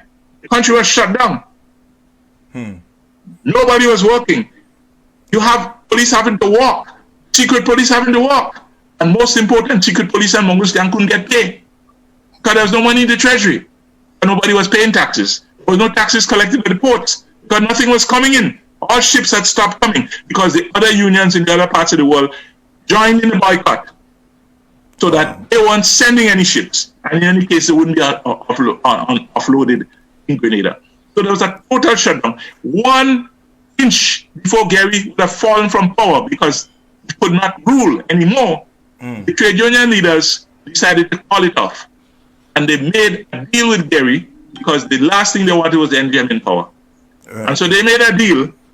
Gary promised about 5 things in return for them calling off the strike. You think Gary carried out one of those 5? I'll give you a guess. So as a result, the struggle was defeated and everybody was in a state of depression and disconsolate. Right. That's the background. Great. Thank you so much for your time here. Folks, we had to close because Comrade have another meeting to attend to. He had overstayed his time last week. So I want to thank again Comrade Coard for your time, dedication, your service to Grenada over the years. And as you continue to do here, educating us and liberating our minds in the entire scheme of things as it relates to our Constitution. We hope you have back at another time, scheduled time. Yes, man, definitely. I'll be happy to come back, yes. And Delbert! We have to tap that brain of yours. We have to tap that brain of yours more. We have to tap that brain of yours more. We have to tap it more. I want to get, because I have been defending that I'm living here today so charged up because some of the things that I've been saying, nobody's taking me seriously. But that point that you made, which is my area of expertise in terms of development and how NIS could have used its fund to get into housing and other stuff, because generally $1 spent in construction returns sometimes up to $4 or $5 into the economy. Exactly. And I've been thinking this for years, and everybody's like, where do you get this information from? But I want to tell you something, Comrade Coard, and this is important. I don't know if you remember when you addressed the leadership of the then National Youth Organization, and I think at that Saturday morning it was in GBSS. And the leadership changed. I think that was when Bobo became leader. I think Peter and Chris Riggs and them were moved into other areas of work. And you gave a speech leading up to Youth Camp 81. So there were a lot of us young coming out of the student movement who were kind of confused. So I remember going to Bobo and I said, Bobo, I don't understand what Comrade D said, So, Bobo in his typical, just get it done fashion, he said, Comrade B signing the check, just do what he says. Terrible. You should never have done that. That's terrible. So later on, we went through Youth Camp 81, and we had how we were set up with the experiment and so forth. 20 years after the fact, I'm doing a course with somebody, one of his educational development courses. And this guy comes up and he's talking about this new thing in economics called behavioral economics. And I'm like, okay, that's a rather interesting topic. And then he starts to speak, and I'm like, well, where have I heard that before? I said, I got up because nobody else in the class knew what he was talking about. And my mind went right back to GBSS 1981. And then he wants to know how I knew about that. How do you know, how do you use people's patterns, influence their life to change economic development? And he told me, he said, this is fascinating. And he had never heard of you. So we had this long conversation for many years. He's a professor now at Duke University, Professor Dan Ariely, considered one of the leading experts in the world on behavioral economics. That I just want to sort of relate that story. But in the next thing, I want to pick your mind on this question of the Caribbean Court of Justice. It's something that I'm deeply passionate about, and I think we need some something to happen there, because the point that you made through this whole thing, and I think Kassandra and Nedd, who is very passionate and very learned about the Grenada Constitution. Oh, yes, they are. They certainly are. I'm very impressed by them. Very. Yes, and I'm take a kind of slightly different approach to it, because in so many ways, current constitutions generally are written in this very opaque language, which gives brilliant minds different ways to interpret it. So generally, when somebody tells me something is, perfectly clear in the Constitution, there's always another legal scholar, somebody who is willing to come up with another well-reasoned position why this should be interpreted another way. So I want to see if we can get into that in future conversation. And the question of NIS, Grenadian people need to learn that story. They need to learn that story. Because I think if they understand that, NIS in itself would begin to function as a better institution. Look, let's think about it for one moment. Imagine if, as we had conceived of it, and we had written about it and spoke about it, imagine you take the NIS money, hundreds of millions, and you provide decent housing for every Grenadian. When that housing is being built, jobs. Jobs. Right, for all. And paying taxes. They're paying taxes on the wages that they're earning. They're stimulating the economy, because when they spend the money from their wages, they're stimulating business.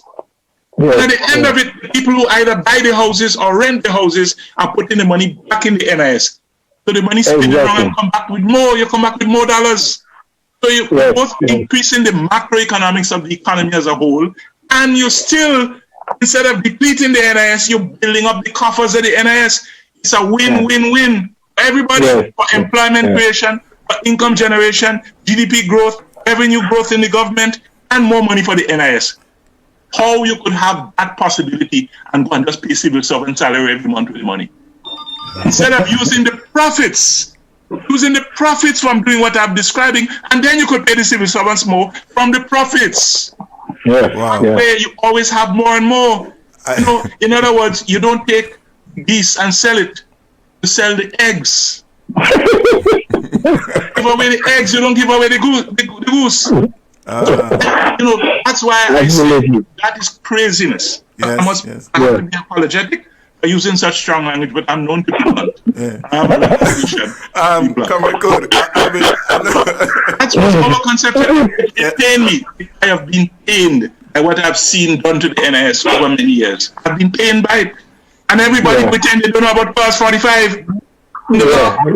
Everybody, they never see that, They don't know what are you talking about? Which clause what? They don't know nothing about that. Clause 45. Everybody playing stupid.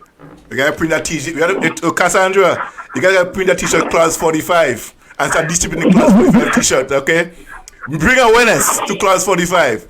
If my takeaway today from this thing, double check, because I want make sure. Subject to correction as to whether the number is 45. I think it's number 45, but it could be 46, 47. There's a clause in there that gives the minister the power to make certain changes. You don't have to go back to no law. I really, I want to check up, but I don't want to leave. I feel like I'm in Hotel California right now. Checking out. I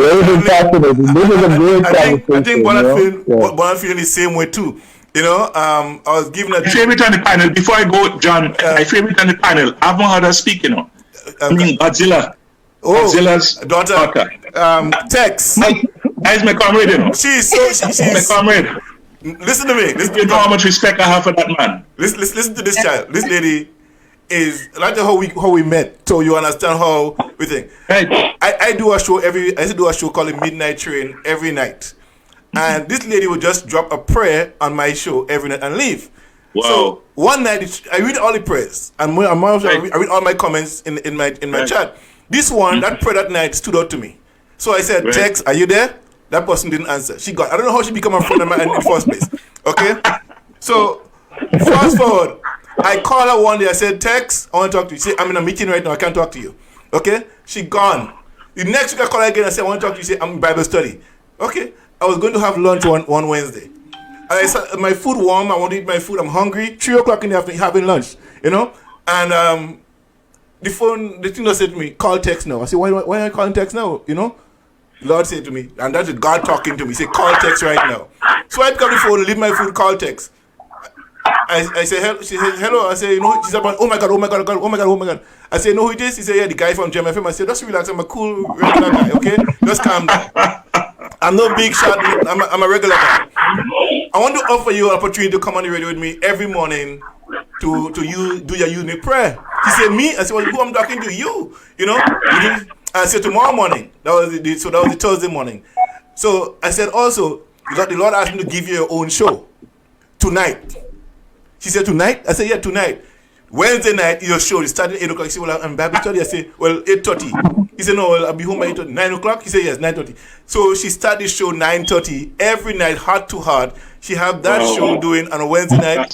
And then she have another show she does at 2:30 every day on the show. And she heard me every morning, religious from Monday to Saturday. She hear with me every day. And she talked often about her dad. So, Tex, you and Boy are going to have a conversation. I mean, let me tell you something. I observed your text last week. And I said to myself, that lady she's bubbling from the inside out. There's a bubbling, there's a whole, you know, it's like a spring, you know, it's gushing forth. She have greatness in that. Beautiful water to drink. You know, no, you have there's something in you. There's something in you. I mean, I'm in your camp already because of who your dad is. Understand? But on top of that, now I see you have something special. You know? So all power to you. I'd get the glory. You see, Tex, I told you when I saw you, when I talked to you, I didn't see you. I just talked to you on the phone. I said there is greatness in you. And look at that. Almost 1 year later, Boyd saying the same thing to you. There's greatness in you. And don't let nobody tell you there is no greatness in you. God don't make junk. God don't make junk. If Boyd, I see it, Boyd see it, and there's other people. But I know Kassandra is here, and I want to say thank you again to Kassandra. She's been asking me almost a year now. Can I get link up with Bernard? Will you have the link up? But that lady, watch, John, she ain't bright and joke, you know. But she interrogate me. Well, all your panel like that. I mean, all your panel. I mean, all your panel is something else. Yeah. But you know, when this guy here, this one here, Nedd. He put me through the ringer today. This one put me through the ringer today. You know, this is wonderful because what I really love about this is that people are thinking deeply. They're searching with a passion, and if you search with a passion, you're gonna find. Yes, most definitely, passion. So I know Kassandra want to say anything to you. She and Mr. Nedd, because they are the focus of this part of the conversation and the conversation. Right. So Kassandra, before Comrade Coard leave, I want you to say anything you want to say to him, or before you leave. And go back to Tex. Tex, I say something before Bernard leave. You have to tell Bernard something. I don't want you to tell him, but think about what you tell him before you leave. Kassandra. Thank you so much. I really want to say thank you for giving us this opportunity to delve into the contents of the Constitution. And I'll just suggest next week maybe we can start looking at the founding principles of the Constitution. Not next week. Not next week. Well, whenever you're ready. A few weeks, I want you to think about it. Just coming back. I have a number of other commitments, you know. Yes, but when you're ready, whenever you're ready, we shall start looking at the preamble and the founding principles, how it came about, who was involved, what discussions were held when you went to the UK around the founding principles of the Constitution. Right. And because if you don't understand the preamble, you will not understand the Constitution. Sure. So we should really start looking at that for people who are looking and listening, who are trying to understand the Grenada Constitution. Right. Thank you again for this opportunity, and I'm really, really enjoyed this. Right. Yeah, I enjoyed it too, and I've learned a lot from the probing questions and comments and proposals and suggestions and the debate that we've had. I've enjoyed it very much, and I've learned a lot from it. I thank each and every one of you. Thank you very much. Mr. Nedd? I would want to echo the sentiments exposed by Kassandra. It's been an absolute pleasure. And I am hoping that this group can go and that we're going to reach people who are going to start to think constitutionally, start to understand the Constitution, and that, we're going to get that empowerment that Bernard speaks about, that empowered, educated people. Mm-hmm. We need to seriously wake up and start to search for what is rightfully ours. We have to start to protect what is rightfully ours. Mm-hmm. Right. So again, it's a wonderful opportunity for us, and we are happy that we have been included in this conversation. Mm-hmm. And I know that Bernard thinks he's being challenged now, but we have a youth presence in the caucus, and they're anxious. They wait with bated, to have a discussion with him. So, we hope that too can happen. Yes. And we look forward to continued discussions. Yeah, man. Thank you very much, Brother Nedd.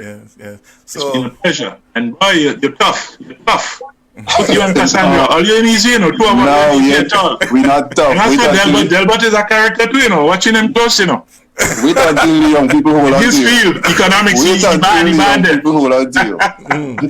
All right. Text before we go. Just want to say thank you very much for having me in this on this platform. It's a pleasure of mine of being here. Any way I can call to serve with the Lord, I will do. But I just want to say thank you, Mr. Coard, and with all due respect, I'm sorry I don't speak out when I have to speak to somebody private. I don't speak out, but all I will tell you, based on the word of God, he says, speak tenderly to Jerusalem and let them know that their sins has been paid for. Sometime in life, we end up in situations, and it's not that God is wicked to allow you to be there, but it's a place where when you talk is a testimony and healing of others. So I want to tell you, continue to embrace any and every conversation, because the devil has no power over you. You are above and not beneath. The Bible says you are the salt of the earth, and he has called you for this season, in this time, to serve. Do not back down and don't be afraid of who you are. You are called not by man and anointed not by man, but by God. He says, God is the one that established. Man could only take you this far according to their hand and judge you based on your outer appearance. What God look is the intensifying of your heart and where he wants to put you.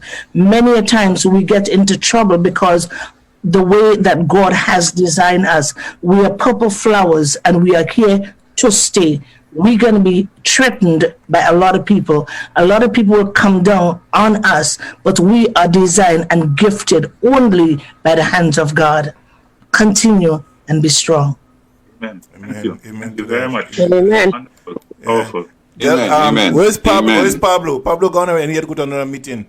I want to give an opportunity to say thanks for her code, and because my co-host here, he left. He had to go to another meeting. I'll be in touch. Dan, yes. in the next few weeks, and as soon as I can, we have another, and I've tried to organize it so we can do a few weeks in a row again. Yes. So that we can really develop topics and take it as far as people would like to go. Yes, most definitely. Give me a few weeks, and then we will resume once you all are willing and wish me to do so. I'd be very happy to be part of your panel. Exactly, and I always say that I love you, and I'll continue to love you.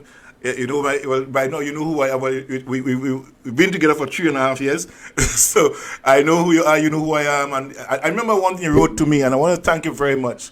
Probably at the time, I probably wasn't even conscious of the level of consciousness I had, but I know at a very young age, and Delbert Baptiste, we was very young folks, 14 years old, and running the Students' Council movement and doing all this stuff. And I came to work with you and as a personal security, and I have seen you working. I saw your work ethics, and today people say, John, like Val said to me, I say, you think you're young still? You think you're still at the days of the revolution, or you're up and going?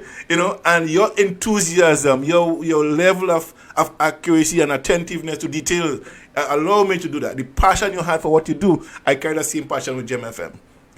I don't just rest and just let it go and make it happen. I want to make it happen, making sure the people that I have with me are accountable to me and accountable to them, so they could call upon me to say, hey, John, you need this and do that. And I take all of that, and I'm saying this here, I take all that passion that I saw you're committed to doing, to serving. I do the same thing here. I want to thank you for inspiration, for that inspiration you gave. I wasn't just a soldier, but a student at your feet, watching you, listening to you in meetings, and see how you carry yourself with your family and your work ethics.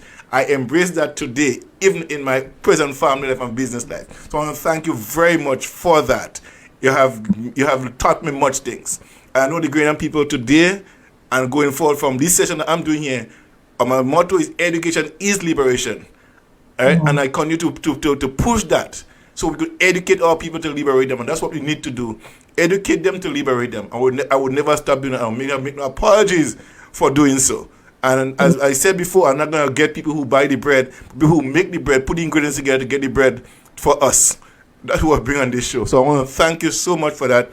And the letter you wrote to me, I think in 2004, and you said in this letter, I was one of the most conscientious young men you ever met. And I never forget that.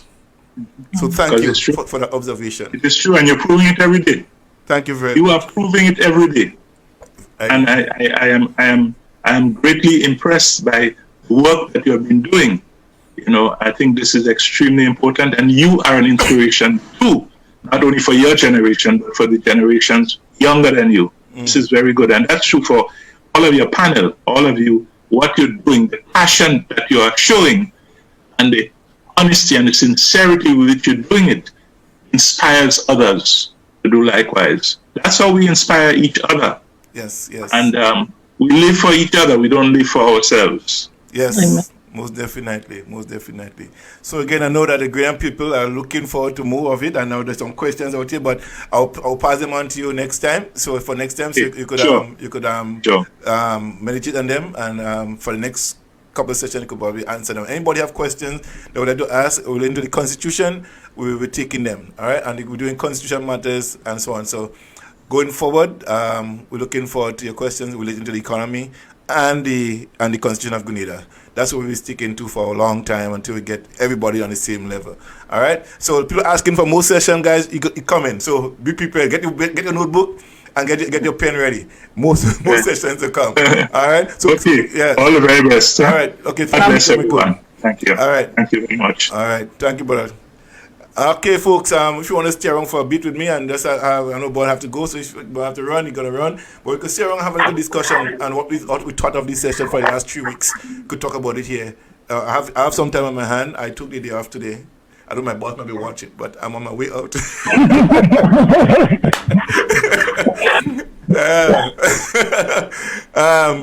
Bonnet Bone, Skyred, Bonnet Books. So yeah, Bonnet Book so I hope you guys get 3 copies of Bonnet's book, and there's 4 more copies to come. So I will encourage you to get all 7 copies of Bonnet's book when they come out, all 7. And not forgetting, also there's a book launch coming up at the end of this month, the 31st, on the how the British education system make the West Indian child subnormal in the British West Indian, in the British system. So that work will be launched on the 31st of this month. So I want to encourage each and every one of you to get your copy of that book as well, and come on out again to the session, support this session, and if you don't have the book, get a copy of that book as well. so you could understand how the system works and how young Bernard was when you articulate and put that book together. So again, I don't know who sell the books in Grenada, but you know who sell the books in Grenada? I have no idea. Well, I know that for the memoirs, they're sold by the bookshop, what's it called, Art and Soul bookshop in where the character cottages used to be. What you call it down there? Where character cottages used to be. What's it called now? Small. Okay. A bookshop called Art and Soul. That's where they sell it in Grenada. Right. And if you're in America, Canada, England, because there are people buying the book all the way in Serbia, would you believe it? And Greece and Australia and all over the place. Amazing. They buy it from Amazon, Amazon.com. They buy it directly from Amazon. And it's delivered to their home. That picked one question for you on that same book. What inspired you to write that book? What you saw in England at the time when you was there? How old were you when you was there and saw that? What inspired you to write that book? Well, I was I'd left Grenada at 19, did my first degree in America in economics, and was doing first political science and then development economics at Sussex University. I was trying to work towards. I did a master's and I was working on a PhD.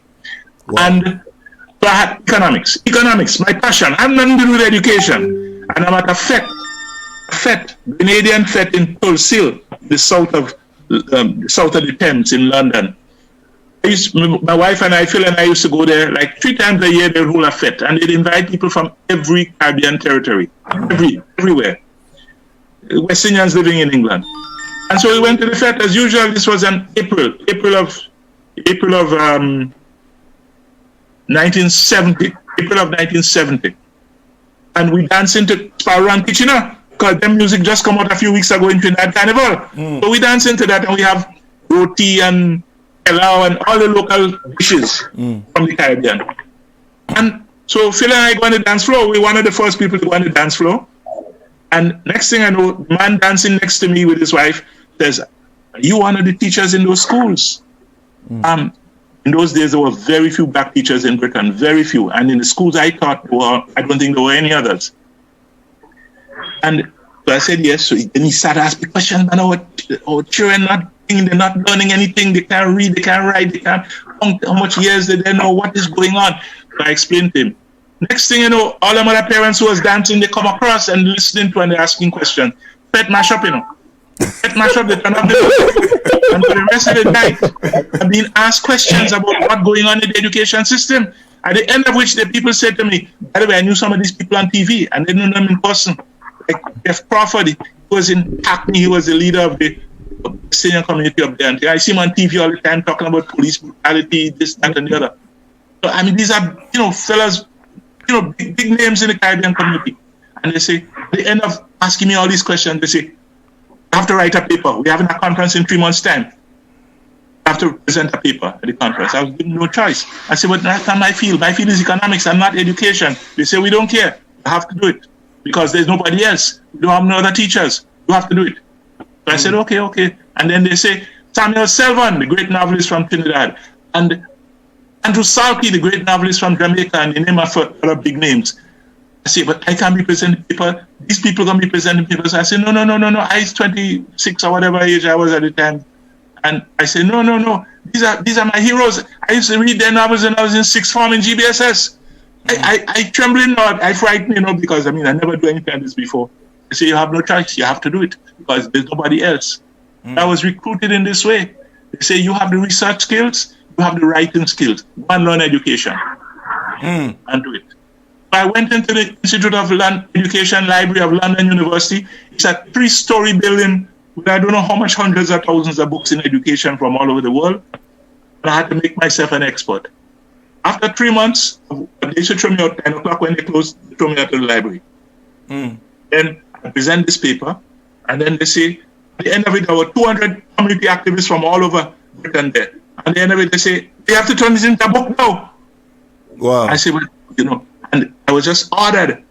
So that's a case of being recruited by the community. That's why I take no credit for this thing, I take no credit for this thing because I was just the right person, quotation marks right. right person at the right time in the right place. I was teaching not because of my love of education. I taught at GBSS. I taught at Brandeis University summer program. But each time I was teaching to earn an income. So I wanted to pay my school fees for Sussex University to do my PhD. We don't have the money. My family is rich. I have to work full-time and study part-time. So that's why I was doing teaching. Next thing I know, the community say, you're doing teaching? Well, you have to become an expert in education because this book had to write. And that is how this book got written. Wow. It wasn't because I was in the field of education. I had no direct, I love teaching, but I wasn't really into that. Right. My passion all throughout my life is economics. That's how I get into this thing. I was literally dragoon. I was taken what they call community point and told you have to do it. That's how the thing I write. So that's why I said I don't take any credit because it wasn't my idea. I didn't come up with the idea. Right. Somebody said, say, you have the skills, you know what's going on, you know what's going on in the schools, you're a teacher in the schools, you have the research skills, you have the writing skills, go and do it. Right. Somebody said here, just a laughing point, Lincoln Deputy, I think you know him very well. He said, oh yes, Bonard was a dancer boy too. And he said Bonard was a dancer boy. I tell you, you're easy. And I know as you hear, I'm trying to squeeze as much as I could get from you in this session here as you're here still. I was listening to a radio program on my way home last week Tuesday night, and somebody make a point. I think you know who it is. I think Jerry. I can't remember the guy's name. He read your book and he did a video, audio on your a synopsis on your book. What's his guy's name? Eddie Frederick. Frederick. Right. Frederick. That's right, Eddie Frederick. Yes. Yeah, I heard he made a statement. I hope I captured that really right. I was driving and I was trying to navigate through traffic, and he said something that Bonard Coard only returned to Grenada in '76 to contest the election. He was nowhere. He was not around before or something like that. I want you to say if you could explain here. Where you get how the OC came about and when that started and your involvement in that process. Yes. Let me do it very quickly because I'm genuinely running out of time. But let me just tell you quickly that I returned to the region from studying abroad, right? Because after I did all my coursework, passed all the coursework requirement to do the doctorate, and then approved of my thesis. The outline of my thesis, and they approved of my field research project because they're going to study the Central American common market out in Central American countries, Guatemala, Honduras, El Salvador, Nicaragua, Costa Rica. And so I had to go and spend 9 months out there doing the field research, interviewing people and so on in Spanish, and then write up my thing. Now, while I was out there, 2 weeks before I left there, University of the West Indies in St. Augustine rang me and offered me a job because after this now I wondering where I'm going to get work. I have no money. So I'm thinking, but they offered me this job and I went to teach at St. Augustine. Well, all my lectures were on Mondays and Tuesdays. So literally I took the plane, right, and spent 5 days in Grenada virtually every week, right, between 72 and 74, right? So I was in Grenada almost the whole time. That way people saw me in Grenada. I was actually technically teaching at St. Augustine campus of University of West Indies. All my lectures were on Monday and Tuesday. Occasionally when there was a crisis, the fellows would send me an SOS message to the pilots and the hostesses to say, come right away. And I just have to rearrange my lecture schedule and hop a plane. By the way, in those days, the flight from Piaco to Pulse return was $39 TT. $39. I kid you not. $39 return passage from Piaco to Pulse. Understand? So, of course, I was a joke. Don't talk about today's prices. I want to hear about that. Right. Yes. Yeah. So that was the background. So I was involved with MAP from the time I landed in Trinidad. MAP was formed literally as I landed in Trinidad, and therefore as I was in Grenada, MAP was formed September 72. That's when I landed in Trinidad, and that's also when I was coming to Grenada 5 days every week. Right. Okay. And then that was for 2 years, and so I was involved in the formation, the development, all that kind of thing. Right. Of NGM and in the early struggles and so on. Right. And all the excitement. In fact, it's all in volume 3 of my memoirs. Right. And then I came up to Jamaica for 2 years, from 74 to 76. And during that period, about halfway through that period, I was contacted by the leadership, and they said to me, "You have to come home because we want you to lead the national campaign." Of course, I came home 5 times during the time I was based in Jamaica. I could only come 5 times. When I was in Trinidad, I came every week. But they said, "You have to come home. Give the university notice, come home, because we wanted to lead the national campaign because we're going to take part in elections whenever Gary calls them. And we also wanted to run for the Tongue of St. George because, I grew up in the Tongue of St. George and I had a lot of family in Tongue of St. George." So that was the background. So I came home full time in September of 76, right? And Gary called elections within a few weeks. Gary called elections for December the 7th. So that's how I happened to run in the election. He was not supposed to call it for another year. And so the guys thought that I would come home a year early and organize the party throughout the country for the elections. Well, Gary must have thought the same thing too. So you see, he called the election right away. So let me ask another leading question. Let me ask another question here. In terms of the OC, how did that came about? OC? The OC, how did that came about? The organization committee?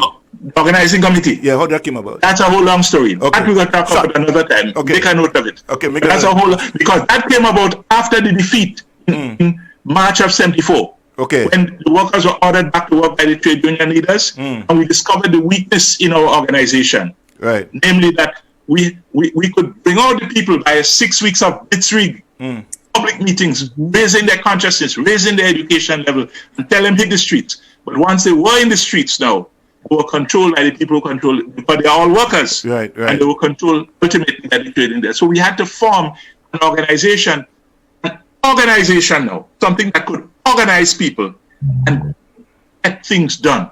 So that's the background. All right. But as I say, so next time. Next time. All right. Tex, I'm going to ask you a question. And before you leave. Tex? No. Okay. No. All right. I'm going to tell him he's late. All right. So thank you so much, comrade. Thank you so much. All right. God bless everyone. All right. Thank you. Thank you so much for your help here today. All right.